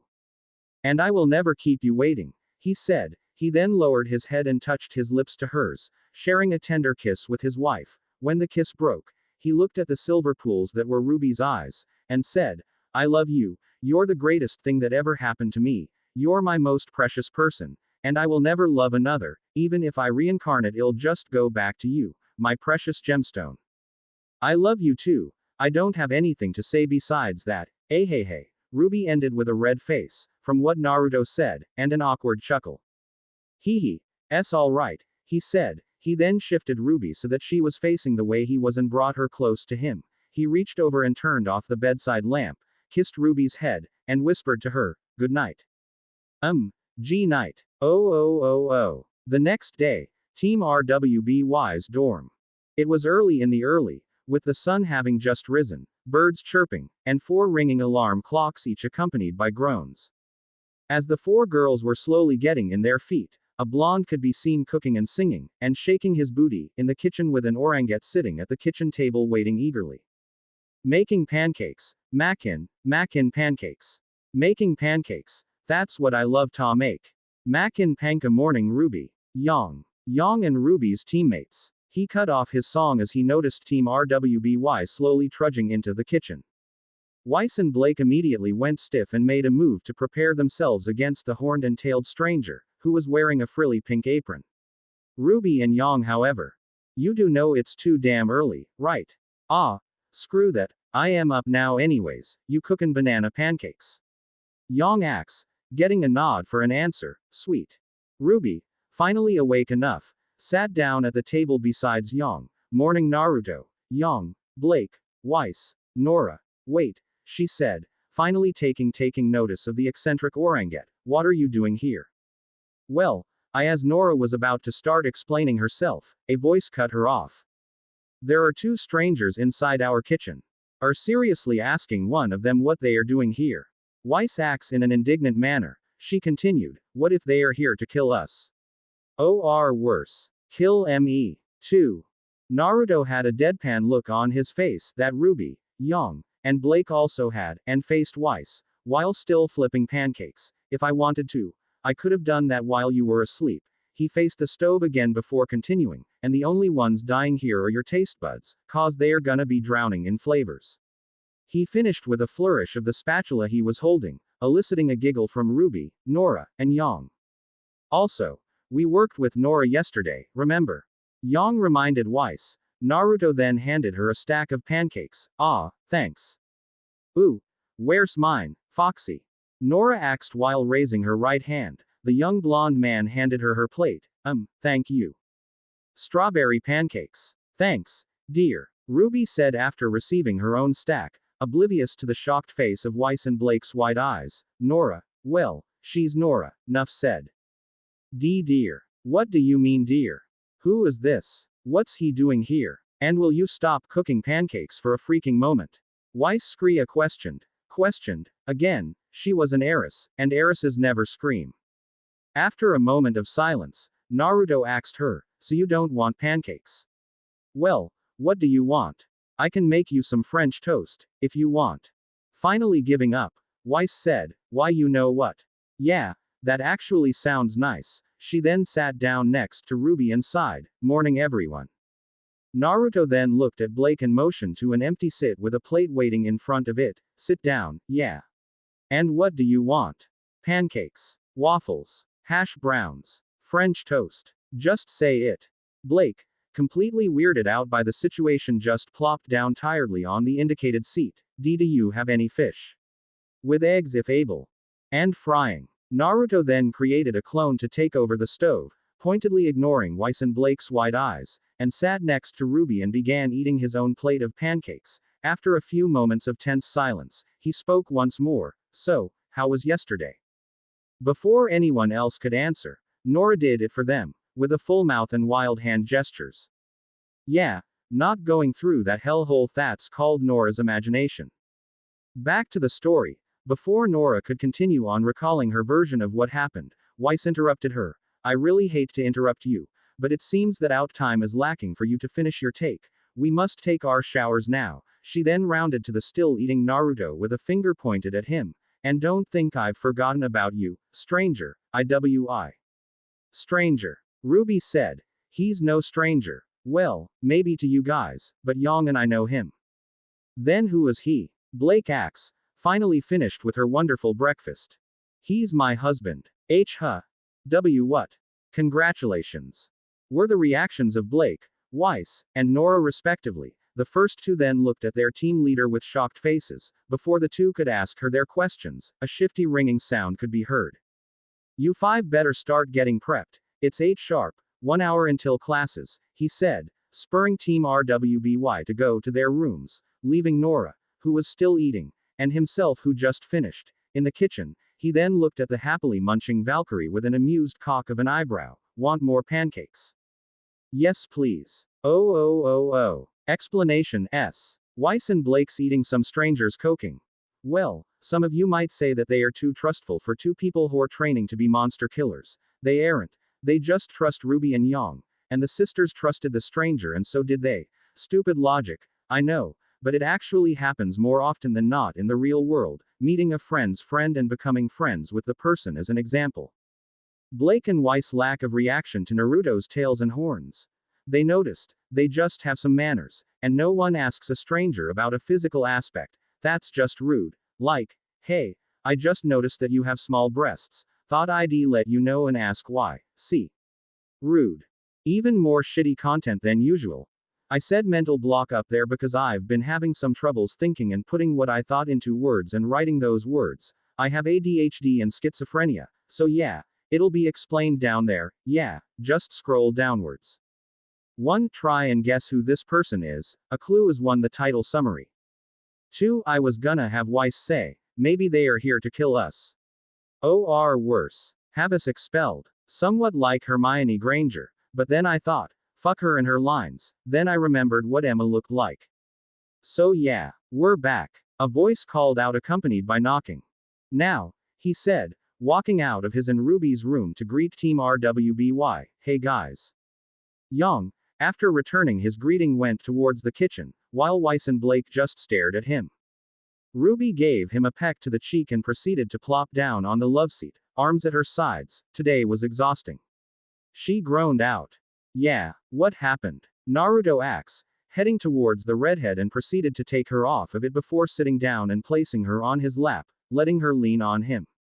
Schlink, schlink, schlink, die. Death to you. Crescent Rose shall be your end. Yeah, murder that grim. Girl. Hush, Nora. We learned that Ruby's a little murder happy, Weiss said with a dull tone. She sighed before taking a seat on one of the couches, leaving Blake to lounge completely on the other. She then looked at Naruto and said, okay, we've established you're Ruby's husband this morning, but why are you here? I can't really leave her alone. Well, I can. I'd rather not. Though, he said while taking off Ruby's boots for her. You're really tired, huh? He asked her softly, with her the only one hearing him. He received a hum in response. And why's that? Blake asks. Not that she really cared, she just wanted to contribute to the conversation. Hello again, sweet and comfortable couch. It's complicated. I am Naruto Rose Uzumaki. By the way, Ruby already told me your names. Blake Belladonna, Weiss Schnee, he told then, having realized that he hasn't introduced himself this morning. What's so complicated about it? Yang said as she walked in coming from the kitchen door with a mug of something. You and Ruber bonded, that's all there's to it, right? I mean, I never did understood your godly shit. Swear jar. Ruby interrupted, a little muffled what with her face in the crook of Naruto's neck. But I think that's it. This is good chocolate. By the way, where'd you buy it? She asks, taking a sip from her mug. Girl, you insult me. I made that me's Naruto was cut off by Weiss. Godly. I don't want to deal with a deranged and strange-looking faunus right now, so kindly leave, Weiss snarked. What? Don't look at her like that. She already has deal with one's coming for hind. She doesn't want to deal with another, this one apparently with a god complex. So quick to rebuff something you don't know. Why is that, Weiss Queen? Feeling a little inferior. Yang said in defense of her fellow blonde. She then looked at said blonde before saying, why don't you show him a miracle, bro? Naruto just shrugged, which jostled Ruby's head slightly, before snapping his fingers and conjured a four-sided mirror to appear above the coffee table. Surprising. Everyone actually, I had to introduce Ruby to mom and dad anyway. Then, after a few moments, the mirrors rippled ever so slightly. After the ripples calmed down, an image of a blonde man, red-headed woman, and a tall white-haired man showed up. Hey Naruto. Can you hear me? The redhead asks. Yeah mom. I can hear ya. Naruto replied smiling, ignoring the gaping looks of Weiss and Blake, and motioned to Ruby. This is Ruby, my wife. Hello. It's nice to finally meet Naruto's parents. I am Ruby, Ruby said with her head bowed slightly. Ooh, she's adorable, ya know. Right Minato? The older woman asked the man besides her, getting a chuckle from him. Gahahaha. You definitely picked a looker, brat. And you're surrounded by cute girls too. Ha. It took years but you've finally The tall white-haired guffawed, before being smacked by the redhead. The blonde man only owned his face before looking at Naruto. So, a redhead too, huh? He chuckled at the girl's red face. He then looked at Ruby and said, I am Minato. By the way, the red-headed woman is my wife, Kushina, and the man she's beating into the ground's Jiraiya, my and Naruto's former teacher. That buxom blonde over there is a Ruby's sister, Yang Xiaolong, Naruto said, with the aforementioned girl waving at the mirror screen. Hello. I've been waiting for Xiaolong to meet Ruby's parents-in-law, get it? She asks, getting a chuckle from Minato and a groan from Ruby. Dang it, Yang, Ruby mumbled out. The one in black's Blake Belladonna, and the one in white's Weiss Schnee, Naruto said, motioning to the girls at the call of their names. Blake merely gave a wave, while Weiss was a little more vocal. It's a pleasure, though this still doesn't prove your point, Yang. What point? Kushina asks, having just finished beating the old pervert into the ground. She then waved at them and said, also, hello again. Are all redheads so chirpy? Blake thought to herself, thinking about Ruby, Nora and Pyrrha. Then Adam's image popped in her head. Oh yeah, there's him, I guess it's just them. Naruto being a god, Yang stated bluntly, what? She wasn't really that good with words, and she'd rather not beat around the bush. Well, he is one, ya know. I mean, look at his eyes and horns, Kushina said. What about those? Weiss asked with narrowed eyes and a raised eyebrow. Those are signs of divinity, or at the very least, it is in our realm, Minato stated, before continuing, besides, we wouldn't be talking right now if he wasn't one. And why's that? Blake asks, wait, realm. 'Cause we're dead, Kushina said bluntly. She then had a big glowing smile and spoke, but then, Naruto's made into a god and all, so he can talk to us, my son is so awesome, ya know. Noticing the shocked looks of black and white, Naruto proceeded to talk to his parents, so anyway.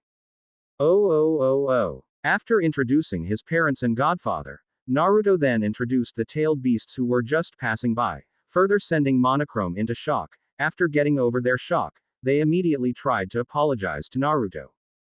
It's alright. I mean, I wouldn't believe myself either if I were in your shoes, Naruto said. He then remembered something. Oh yeah. He exclaimed, creating a seal-less clone who proceeded to go into the Rose Uzumaki room. What is it? Yang asked curiously. Gifts. Forgot to give them to you guys. Though, I only have specific things for Ruby and Yang, only some random souvenirs for you too. Sorry, he said while playing with Ruby's hair. The clone returned with a large scroll of parchment and handed it to the original before disappearing from existence. It's fine, Lord Uzumaki. Again, I am so sorry for not believing you earlier, Weiss said with her standing up, in front of Naruto, and bowing her head. Blake was emulating her actions and words, which seemed to amuse Yang. Hey, the look on their faces, Yang thought to herself, before registering what the blonde said, so what's my souvenir? Naruto unsealed the scroll, revealing smaller, different colored scrolls of parchment. He sifted through it before holding out a red scroll for Yang, which she took, and gave Blake and Weiss black and blue ones respectively. He gave Ruby a silver one before he spoke again. You two see that symbol in the center? He asked Blake and Weiss, getting a nod in response. Just activate your aura near it. And once everyone did, they were surprised at what they found. For Ruby, she had a lot of blueprints, a medium-sized pouch of strange-looking yet sweet-smelling objects, and a notebook with the initials TS on the front. Yang had a red pulsating crystal and the same pouch of something. A violet orb and the same pouch were what Weiss was given. Lastly, Blake had a cloak and the same pouch. All of them, bar Ruby, also had a piece of paper. None of them paid those any attention however. What's this? Blake asked curiously, holding the cloak. I've never seen anything like this before, she stated, rubbing the dark side against her face. So soft, so silky. Oh, course you haven't. I'd be surprised if you have. Naruto exclaimed. It's nice that you'd gift us with these and all, but what is this? And this pouch, what's in the pouch? She couldn't help but ask while holding the crystal in her right hand and the pouch in the other. The pouches contain something rare, something delicious, something I don't know the name of. But I can, however, say that those are safe to eat and are delicious, the crystal. Well, let's just say your temper's about to get even hotter, he said. Ruby then unfurled the blueprints and felt her eyes widen. No way, are these even possible? She whispered. These look like Atlesian soldier armor, only more advanced. They are. Saw one of those in action too. It was awesome, Naruto said. He stood up in front of Ruby, covering her in a blanket of tails. Now then, he said, garnering the others' attention, why don't you guys go to sleep and test out your gifts when it's Saturday? It's pretty late and you guys still have classes tomorrow. But, Ruby began, only to stop at the look Naruto directed towards her. Fine, she then stretched out her arms towards Naruto, which prompted him to cradle her in his tails. Good night everyone. Yang looked at the Weiss and Blake and said, you guys wanna figure out how these things work? Oh. Grim Castle. Is this everyone, girl? The mysterious figure said. God, I hope boss could just kill these guys. I am getting tired of acting. A young raven-haired woman bowed her head along with 4 other people. Yes, my master. 1. You dare assume I am a male? The transformed clone said. Hee, the look on her face. Do you not see my lofty beauty? Yeah, you're real lofty all right. One of the people behind Cinder, the silver-haired one mumbled, which had him receive an elbow to the gut courtesy of the mint-haired girl besides him. HS's. The hell? Oh, of course I can, my mistress. I am sorry for assuming you were a male, it's just. Bah, enough with your fumbling. Let us get on with this. She said, stepping down the throne finally revealing herself. She had pale white skin, 3 whisker marks on each cheek, red slitted eyes, and black spiky hair that reaches down to her thighs. She was wearing a black cloak that reaches down to her feet, collars lined with fur, her face so otherworldly beautiful that it caused blush to appear on everyone's face. Of course, letting out a minor illusion technique was also helping affect the others' minds. Hey, who'd have thought sneaking into those kunoichi classes would come useful, she thought, too. Such beauty, Cinder whispered out with a blush adorning her cheeks. Menma then let out a pulse of her power, bringing everyone down to their knees. Such power. He looks like I am what others would call a femme fatale. Yes, that's right. Kneel before me, peasants. You all are not worthy and yet you're all seeing such beauty. She said, laughing haughtily. But I digress, as you may or may not know, dear cousin Salem met her end recently and I am here to take control. I, great mistress Menma Uzumaki, shall take the reins. She then sighed forlornly and spoke once more, but alas, there are obstacles in the way.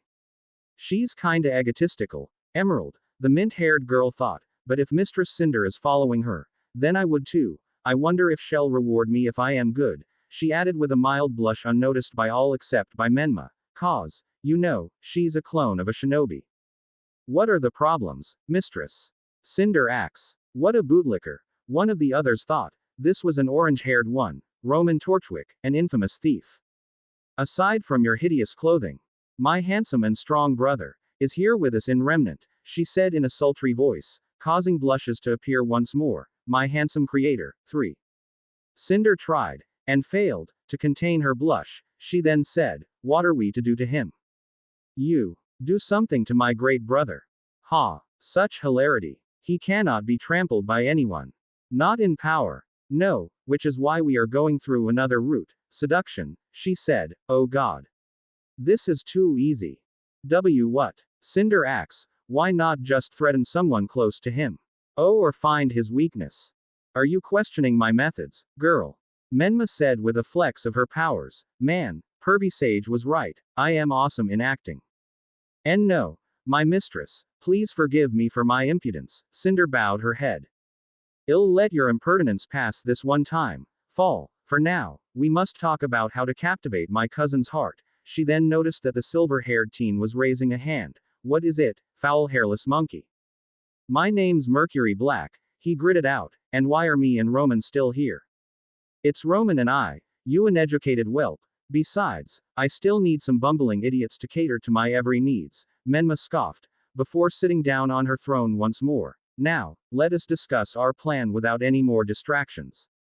Oh. Beacon Academy. Team RWBY's kitchen, early morning. Team RWBY, plus Naruto were currently sitting at the kitchen table, silently eating, with only the slight scraping of utensils making sound. Everyone except Naruto and Ruby were still a tad sluggish and drowsy looking, though Naruto noticed Yang and Weiss were more so than Blake. Hey Yang, Weiss, you two okay? He asks, causing the two to suddenly jolt slightly. He then took a sniff and noticed something weird. Sands and dragons. Were those smells Kami? You two messed with your gifts, didn't you? Yang and Weiss nodded tiredly. Blake did too. Blake too, huh? But I guess she's the lucky one out of the three of you, he added, making Weiss and Yang groan and Blake to smile lightly. It's a rather simple yet very useful gift. Thanks again, Lord Uzumaki, Blake said with a slight bow of the head. By the moment she looked up, everyone else were almost finished eating. It's not a problem, he said with a smile and squinted eyes, not noticing Blake's faint flushing. Anyway, I am finished. Gonna take a shower. He stood up, heading towards his room. Wait for me. I am almost finished, Ruby said, shoving the rest of her food into her mouth. She then put her dish in the sink and made her way towards their room, leaving three wide-eyed girls. Wait, the hell? Hey diary, it's me, Ruby. I am sorry we lost you. See, Naruto misplaced you and we tried to find you for weeks. I'll apologize to it if I want to. I don't care if it won't answer ba. Stop bothering me, Yang. You're distracting me. I really need to stop writing what I am saying. Anyway, back to the topic. So, it's been 2 weeks since we last saw you. Sorry again, and a lot's happened. It's like everything's a blur and all that jazz. I mean, just this last week, a bunch of unique people visited from Haven Academy, which is kinda strange, unless they are transfers. Actually, that's still weird, cause, you know, it's practically the middle of the first quarter. Anyway, yeah, 4 new girls arrived at Beacon just within the last week and they were really weird. I mean, they seemed normal at first, but the black-haired girl with whiskers like Naruto was giving me scary looks. It's not like I did anything to her. I think, maybe. I am not sure. But back to the topic. Team CRDL That's red as cardinal by the way finally got their punishment for being bullies and racists. Yang can't even look at them and not laugh. They thought someone cursed them though, but they are not far from the truth. Naruto did what he did while he was invisible, which makes me wonder, didn't he said that he should be able to walk freely now? Really? Huh. That's pretty. Stop distracting me. I am right in here. Thanks. I've been working on it.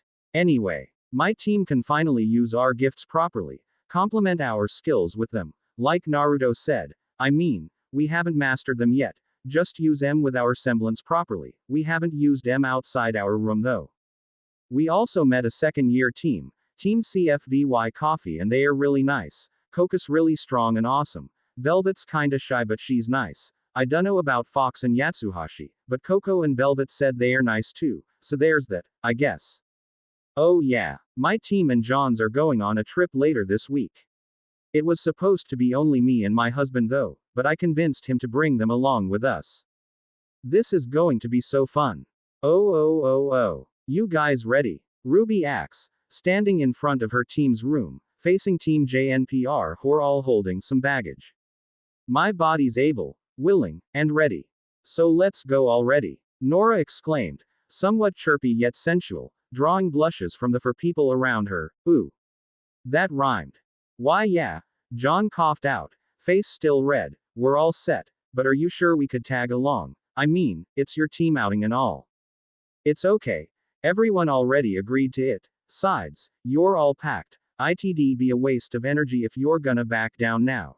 Ruby told him, looking towards his and his team's bags. Anyway, come on. Yang's probably getting impatient, she said, going inside her team's room, motioning everyone to follow her inside.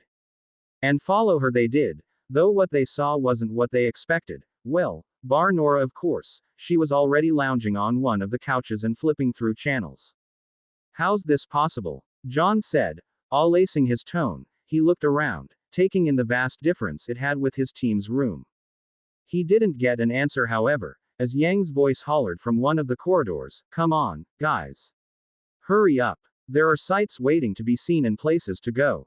Ooh, something fun. Nora exclaimed from her shot on the couch, before dashing towards where Yang's voice came from. Pyrrha, who was marveling at the gothic design of Team RWBY's room, let out a chuckle of amusement. Come on, John, Ren, Nora might break something if we leave her be, she said, walking towards the direction their orange-haired teammate went. John's response was to haul his baggage while Ren let out a tired sigh. The death of me, I just know it, he said, grabbing his and Nora's bags. Ruby and Team JNPR minus the N were greeted by the sight of an impatient Yang, a humming Weiss, a reading Blake, and Nora swinging her arms, all standing in front of a massive door. I swear to Naruto, next time if anyone's late, we're not waiting for them, Yang said to her sister, before grabbing her luggage and made a motion to open the door. Come on, she said, going inside the room, prompting her teammates to do the same. John just looked at his more normal teammates with an inquiring eyebrow, getting shrugs for an answer. He then shrugged himself before entering, quickly followed by his teammates. What followed next were bright light, strange noises, and nausea. Terrible, horrible nausea. Oh. John's mind, of sorts. Ever felt the feeling that no matter what you do, or what happens, you'll always be insignificant? Worthless. Always, and sometimes not even second best. Yeah, that's what John felt growing up. Look at how successful your sister is this. Be more like her that's what he was subjected to nearly every day. That's the life of being the only boy. Being pestered to improve themselves, always being bugged at how they should do things the right way. Which, of course, would make the guys do the opposite things most of the time, but guess what? John listened. He listened, hanged on to every advice his parents would give him, which led him to his dream of being a huntsman. See, one day, his father told him of tales of unheard legends, but legends nonetheless, of how the men and women of the Ark family back then would bring glory through great adventures, wondrous tales, etc., so he asked his father to train him, and when he was asked why, he answered this. 'Cause I want to continue our line of warriors. Though it was somewhat of a stupid answer, his father trained him nonetheless. Whenever his father was home, he'd ask for help and advice, and when he wasn't, John would still practice. head to so until his knees would buckle and his limbs would become sore. He did so, just to come one step closer to his dream. And come closer he did. A couple of years later, a few weeks back, he stood on the grounds of Beacon, a prestigious academy famous for producing some of the greatest huntsmen and women ever to walk on Remnant, and you all know the rest. No. MK. Recap then. He met some interesting people, got tossed into a forest, got put in a team, with him being the leader, made friends with the interesting people, had a few troubles with schoolwork here and there, shared a lot of laughs, and him. I am writing this as if John's dying. No. It's just. Never mind. Jay, just keep reading, yeah. So anyway, John, once a little kid, is now a huntsman to be with a lot of potential, who gained companionship only days after setting foot on Beacon, who's now closer to his dream of keeping the line of warriors alive in his family. And finally, the one who's currently in the midst of waking up groggily. Oh. John mumbled out sleepily, still slightly disoriented. Where? He yawned out, taking notice of his surroundings for the first time. A simple room was what he saw, some cabinets and drawers here and there, a nightstand close to the bed he's laying on, a vanity mirror just across, and other knick-knacks. Completely back to his senses, John stood up and walked towards one of the two doors, intent of finding his friends. Hell nope. Bathroom, he said to himself, heading towards the other door. This time, finding a hallway, he explored for a few moments before stumbling upon a staircase, of which where he heard taking. Nickley, she's my daughter, an unknown male voice said. Daughter. What? Another voice asks, this time a female, a familiar one. Just through technicalities, I'll explain later. It seems like your friend's awake now, the stranger said, causing John to stiffen slightly. Ruby, John was sure it's her, suddenly appeared in his field of vision, startling him slightly. Mother of God. Don't do that. Just slightly. You feel better now? Ruby asked John, preventing him from seeing the owner of the other voice, cause you looked pretty pale a few hours ago. What? Hours ago? John asks, before spewing out a couple of questions. Wait, where are we? Why are we here? And who's that? He pointed at the strange ten-tailed, horned faunus. I am Naruto Rose Uzumaki, her husband, Naruto said with an extended hands towards the other blonde, who wearily took it. After releasing John's hand, he then faced Ruby and told her, I am gonna go get changed. Anything you want me to get for ya? Nothing. Be quick though. MK. And with that, Naruto began walking up the stairs, towards God's and Ruby's room, leaving his red-headed wife with John. Oh okay. That's your husband, John said, but you still haven't answered the what, where, and why.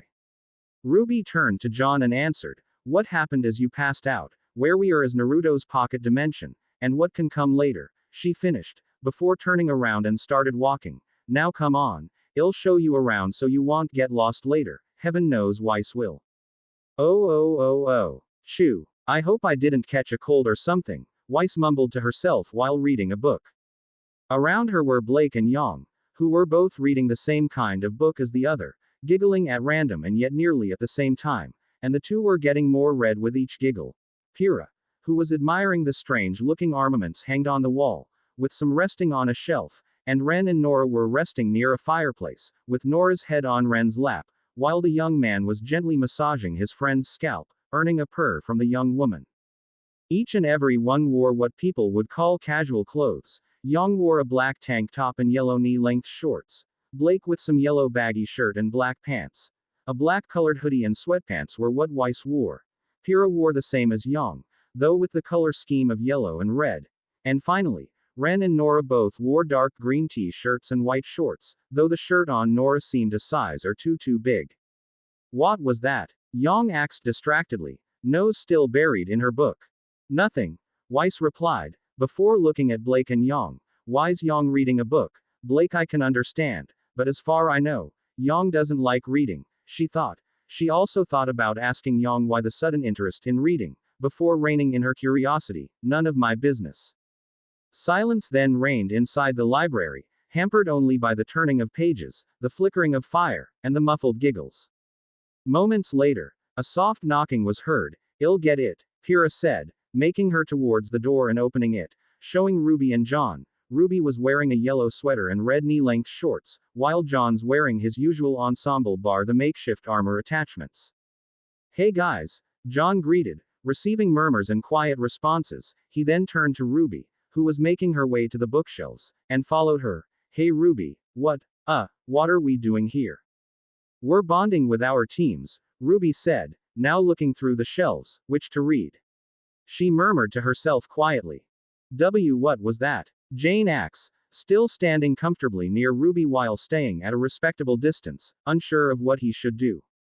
"It's nothing," Ruby answered, still looking for a book. She then grabbed one and made a move towards where her sister and Blake were, but not before speaking to John. "Why don't you pick yourself a book to read and relax?" John, still a little awkward, only nodded slightly. "Why yeah, that sounds like a good idea," he said, before picking a random book and sitting down immediately. Back landed against the bookshelf. Oh. Several minutes later, a light knocking was heard coming from the door, jolting everyone ever so slightly due to the sudden breakage of silence. Before anyone could open the door, however, it was already done so by the person on the other side, which is Naruto, who's wearing a plain crimson t-shirt and black baggy pants, that apparently had a big enough hole that's able to fit 10 tails. "Hey guys," Naruto greeted, moving towards where Ruby was, all the while getting responses. Upon reaching his wife, he sat down beside her and guided her head towards his lap, laying her down. "What are you reading?" he asked, whilst playing with her hair. The Notebook," Ruby answered, making him hum in return. Silence then pervaded the room once more. This time, nary a whisper was heard, each and every one in their own state of calm. "Hey, guys," John suddenly voiced, gaining everyone's attention. "Not that I am complaining or anything, but can we go do something else?" Young, apparently done with reading, asked him, still plopped down besides Blake. "So what do you suggest we do?" I don't know," John trailed out, before being struck by an idea. "How about telling stories?" "I don't have any. Anyone?" Young asked, sitting up. "I got one," Nora said, raising and waving her right hand, only for it to be put down by Ren. "That was just a dream, Nora," Ren told her with a blank face. "But it was a great dream," Nora whined. "I have one," Naruto voiced from his position, gaining everyone's attention. "It's about a princess who ran away from her land, trying to escape all her troubles, only for her responsibilities to catch up to her." As Naruto began to tell his tale, Ruby smiled faintly. "This is nice, it's like we're one big family." "Some of you first years might be wondering as to why you're all instantly called here just after you all arrived from your week-long vacation," Glinda said to the students in front of her. She spun on her heel, her back facing the students, and spoke once more. "Well, we are going to be here all day to evaluate your skills, completely." The way she emphasized the word completely caused some students to murmur and whisper, some to look at her questionably, all of those from the first year. Of course, what do you get when you mix a loud class with a strict teacher? A lashing out. Duh. Enough, Glinda shouted, accompanied by the whip of her riding crop, before collecting herself. "As some of you have figured out, yes, you will be having an all-out spar. No holding back, no pulling your punches short, no stopping until someone wins, or if I say so." "Does that mean we do anything to win?" a student asks. "Yes, you shall use every tool available to you, exploit any advantages, any skill you have yet to use. Use it, as I've said before. This time, no holding back." She spun around, facing the students once more. "Well, who would like to go first?" A hand rose from the crowd of students, promoting Glinda to look at the owner of the limb, and would have sighed at the expected situation. Nevertheless, she complied. "Very well, Team Ruby, come do." "Actually, Professor Glinda, can I, take this on my own?" Ruby requested unsurely, drawing the eyes of her classmates, who are now noticing her change in clothing. She was just wearing pants, nothing weird about that. And the weird Faunus accompanying her team, said Faunus only grinned and waved at them. Glinda would have protested if it weren't for the fact that Ruby was accompanied by the so-called god who was mentioned to her by Ozpin, who also told her that they were wed. The god and Ruby, that is, and despite the fact that her headmaster told her that the god was reasonable, nice even, she was still skeptical, for she hadn't met him herself. Very well, who would want to challenge Miss Rosé? Surprisingly, or unsurprisingly, Team CRDL walked from their place towards the arena, all wearing a scowl in their face, and an extra accessory, they were also wearing that. Well, take on the witch, Cardin snarled, hefting his mace from the ground and onto his hands, jade-colored butterfly wings fluttering behind him. His taunt was ignored, however, as the red-headed teen removed her cloak before she started fiddling with a device of some sort, and then, something happened. Somethings came flying towards Ruby Rose. Of which Glinda would have intercepted, it weren't for the somewhat calm yet excited look on Ruby's face. One hit her outstretched hand, revealing it to be a plating of some sorts, before clanking and changing, slowly becoming a black and red metal wrist-length gauntlet, with a cross design on the palm. The same happened to her other hand, with it having the same design, both red on the top of the hands and fingertips, while black on the palms and fingers with a white streak running through the middle of the hands.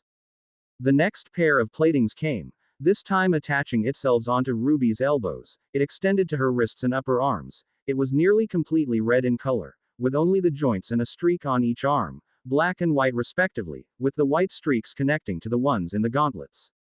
The next ones connected to her legs, before it slowly encompassed her lower limbs, having a resemblance in design with the arms. A torso plating then came next, before it morphed to cover her neck, back, and abdomen. It bore the color red and white lines along it, with her personal emblem in the middle of her chest in black. Ruby then caught a piece before putting it on her head, revealing it to be a headgear with a visor.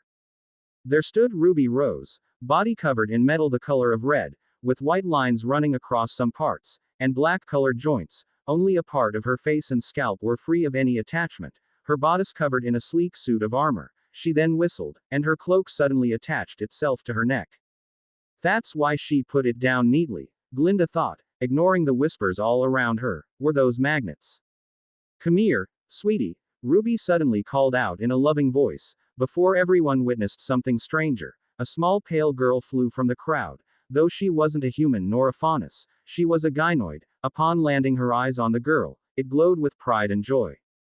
Skin paler than snow, bluish silver eyes, crimson hair that falls down to her shoulders in the style of a flower, 3 whisker marks on each cheek, and a red and silver Gothic Lolita dress. The little girl looked to be a 6-year-old, though even then, she emanated an unearthly beauty, that chilling charm one would associate with a vampire. She looks so real. Glinda narrowed her eyes in suspicion. That's an advanced form of technology. How did Miss Rose obtain it? Yes, Mom. The little girl acts. Impossibly. Ruby's eyes glowed brighter. You're going to help Mommy play with those guys, sweetie, Ruby replied with a smile. Those butterfly men. The girl acts, receiving a nod and a smile from Ruby. And you might be wondering when that butterfly men thing happened, right? Well, please, don't pull on my ears, a timid female voice said. Ha, look at her, boys. Being all meek and such.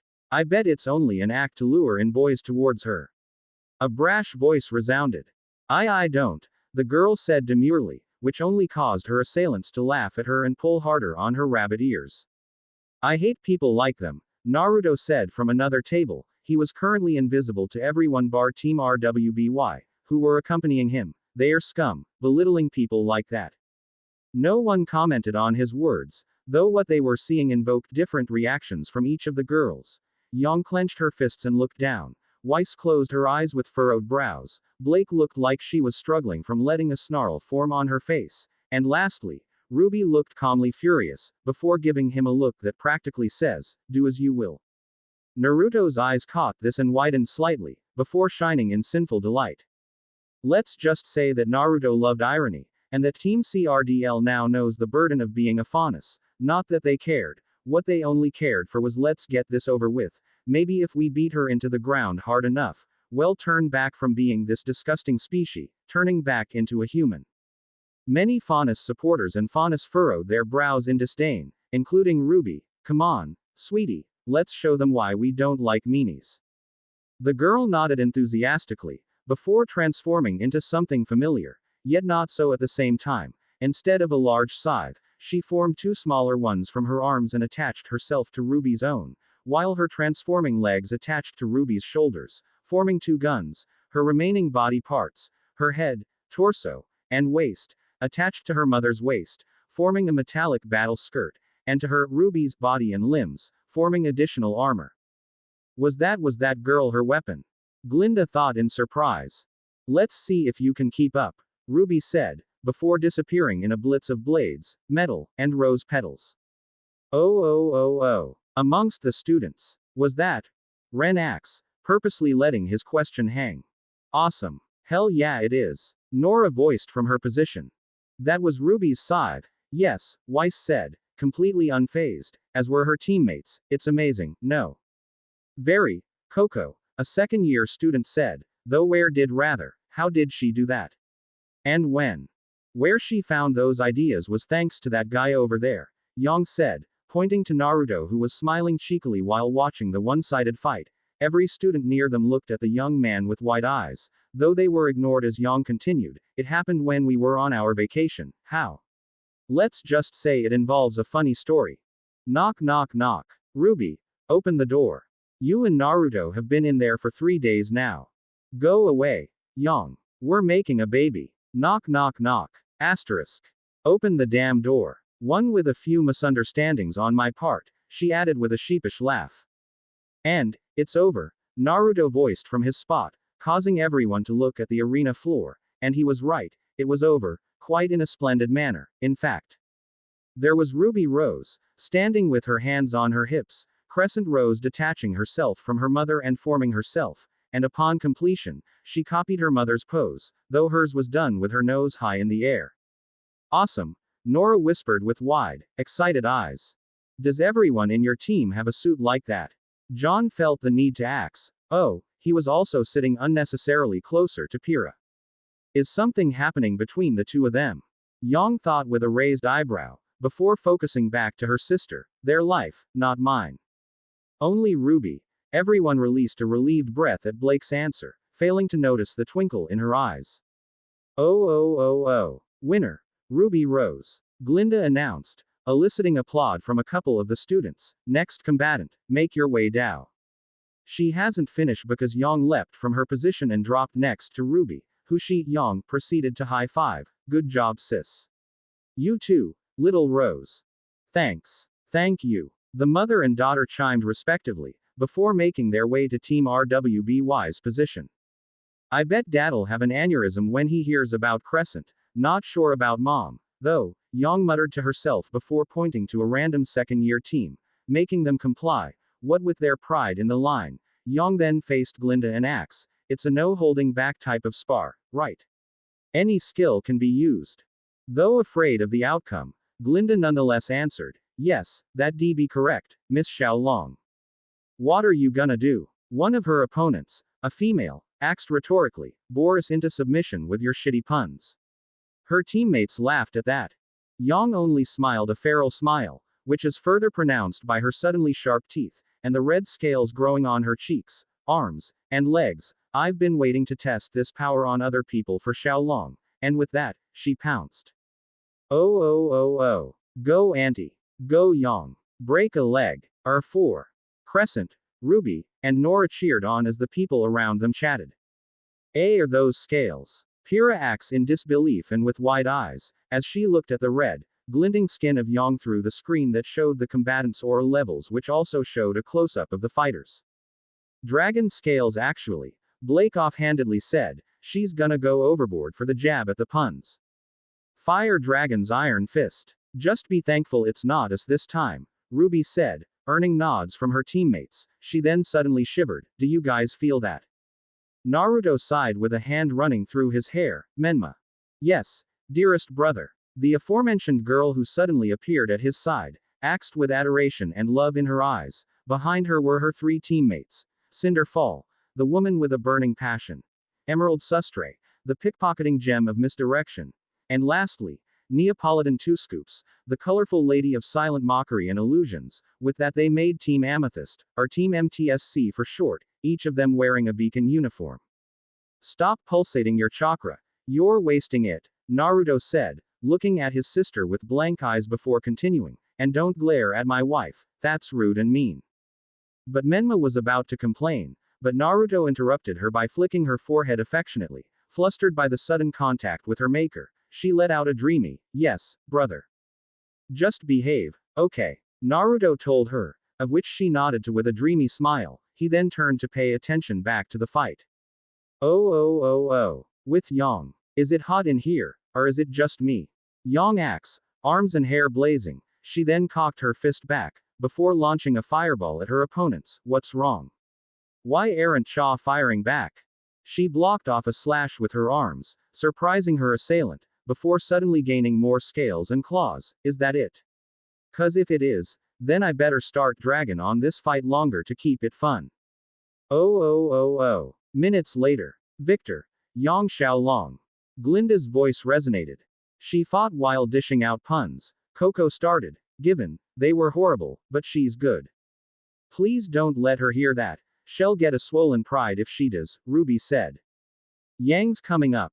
John said, rubbing his arm. These girls are monsters, he thought upon seeing the sorry states Yang's opponents were in, while remembering the previous match. I guess I can't let my partner have all the fun. Blake stood and walked towards the arena floor, carrying a small bundle of cloth in her arms.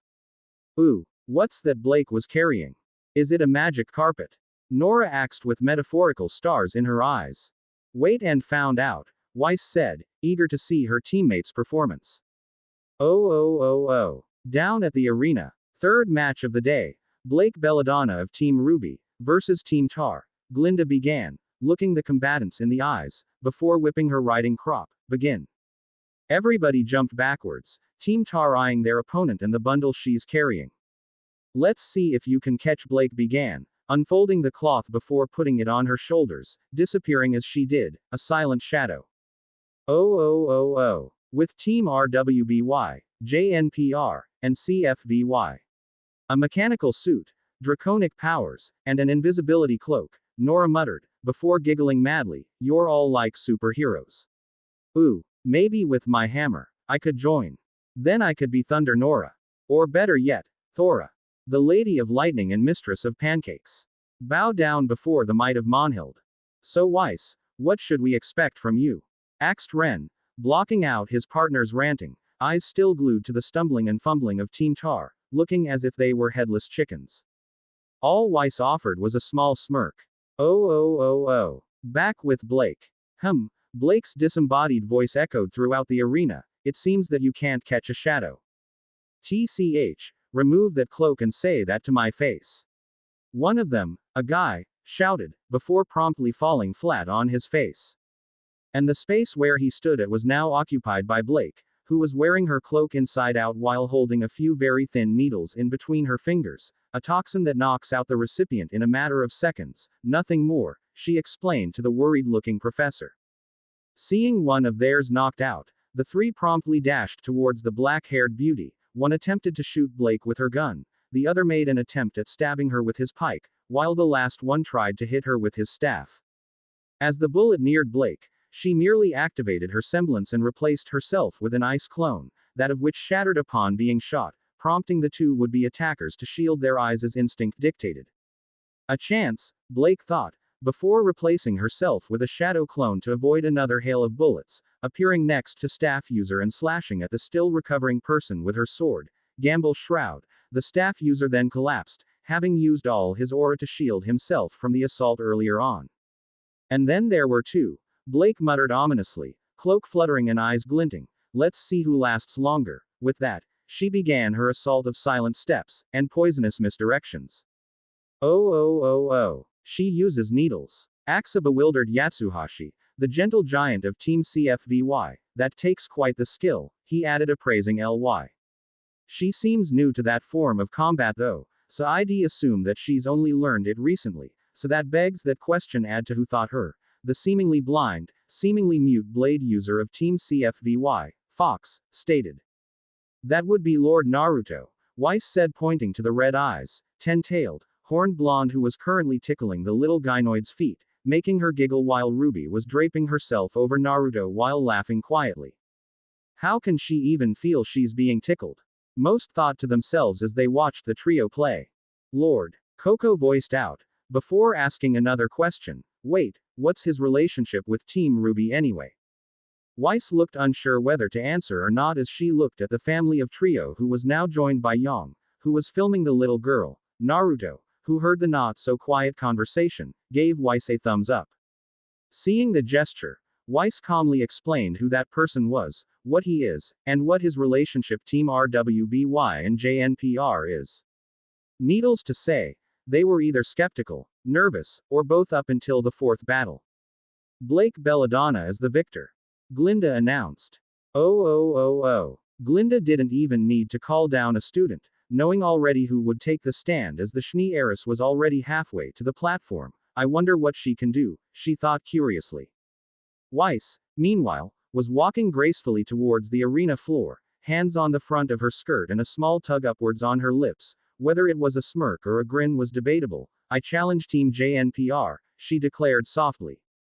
Said team only widened their eyes, before making their way towards the heiress. Once all of them were in the arena, the professor looked at both teams. Begin. Not a moment later, Team JNPR readied themselves, weapons drawn and semblances ready to activate. Their tense form only caused Weiss to smirk lightly, which spurred the others on. John activated his semblance, his iron skin, before looking at Pyrrha and nodding. Pyrrha nodded back at the now running John, before activating her own semblance and used it on the running who now jumped Metal Blonde, and turned him into a sword and shield-wielding projectile. While that was happening, Ren and Nora were preparing their own combination attack. Ren took out his weapons, and started to fire electricity-infused dust bullets at Nora, who began to glow pink and cackle along with her lightning. Gyahaha. More. Give me more. Nora moaned, before turning to Weiss with a feral grin, and charged on ahead with John, Monhild and herself sparking pink sparks all the while. Ren and Pyrrha, having done their initial parts, moved closer to assist their teammates, guns blazing, quite literally. Only for Weiss to seemingly teleport to the other side, dodging all of the attacks aimed at her. A teleportation device, Pyrrha thought, changing her sword, Akuo, into rifle mode and began firing at Weiss, with Ren and Nora doing the same. John, who doesn't have any ranged weapon, made another attempt at charging towards Weiss, only for Weiss to dodge once more. That's not possible. Despite all her skill, Weiss' reflexes aren't fast enough. Then what? She trailed off, regrouping with her team. Guys, I think I know her trick, John whispered to his team, who were all listening while keeping their eyes on the Schnee heiress, who was now slowly making her way towards them while swinging her rapier. Merton asked her, playfully, she's making the area around us slower. As Ren, Pyrrha, and Nora began to empty their clip on Weiss, John dashed towards the Schnee, hoping to catch her off guard and hit her. Though before he did, Weiss disappeared from his view once more, leaving Team JNPR's attacks useless, though not completely. Were those footsteps? Not quite, Ark, but close enough, and there stood Weiss Schnee in front of him, her blade at his throat, while his teammates were all on the ground. Yield, Ark, yield, she said, pushing her rapier harder against John's neck, enough for the pressure to be felt, but not enough to activate his aura shield. I yield, John said, eyes still on Weiss' own blue weight. Why are her eyes like that? He thought with wide eyes. He then axed his axed ridden, if you weren't slowing down the time, then what did you do? Victor, Weiss Schnee. Glinda's voice rung out. Something more extreme than that. With that, Weiss made to move towards the group of students, who all saw exactly what happened. Oh. That's the quickest match yet, Velvet commented while not so discreetly munching on some crackers. And the most cheat Y power yet, Coco pouted besides her, before grabbing some crackers from Velvet. Hey, do those things have names or summon? Coco asked Naruto, who turned his head from Crescent to look at her, making her suddenly nervous. If it's okay to ask, that is, Lord Naruto. They do have names, except Ruby's suit, Naruto made to answer, only to be interrupted. Crimson Maiden, that's her name, Ruby said, patting her armor, which is now in the shape of a medium-sized box. Crimson Maiden, Yang's gift is called Fire Dragon Slaying Magic, Blake's cloak is called the Invisibility Cloak, and finally, Weiss' skill is called Forbidden Blur View. Naruto continued, unperturbed by the sudden and somewhat rude intrusion. He suddenly kissed his wife on the cheek, who was still draped over his left shoulder. You're rude. Ruby only blushed and continued to play with her daughter, though she did nibbled on his cheek. How do you think your parents LL react when they see Crescent? Naruto asks, ignoring the ongoing spar in favor of playing with Crescent's small hands. Dad'll faint. Probably, though Mom'll probably be just surprised, Ruby replied, taking one of her daughter's hand and placed it on her face, proceeding to motorboat it. Crescent only giggled and pulled her hands away from her parents, but not before poking their noses. Boop. Dad'll definitely faint, Yang said, fiddling with her scroll, and they'll probably fly over here as soon as possible. Just sent Em a video of our newest family member. You should NT have done that, Blake said from her spot, reading a book, ignoring the ongoing match. She was currently wearing her cloak on inside out. Your parents would only get on Lord Naruto and Ruby's case. What Blake said made Yang feel guilty and look at the trio, only to be taken aback at what she saw. There was Weiss Schnee, the coldest pun intended person she knew, cooing at the little robot girl, who would have thought Weiss' weakness were cute things. Yang thought. A ringing from her scroll derailed her train of thought. She answered it before bringing the device to her ears. Hello, Yang speaking, who's this? Guess who? A familiar jovial voice said. This is about the video, isn't it? Yang responded to Summer Rose, someone who's practically her mother.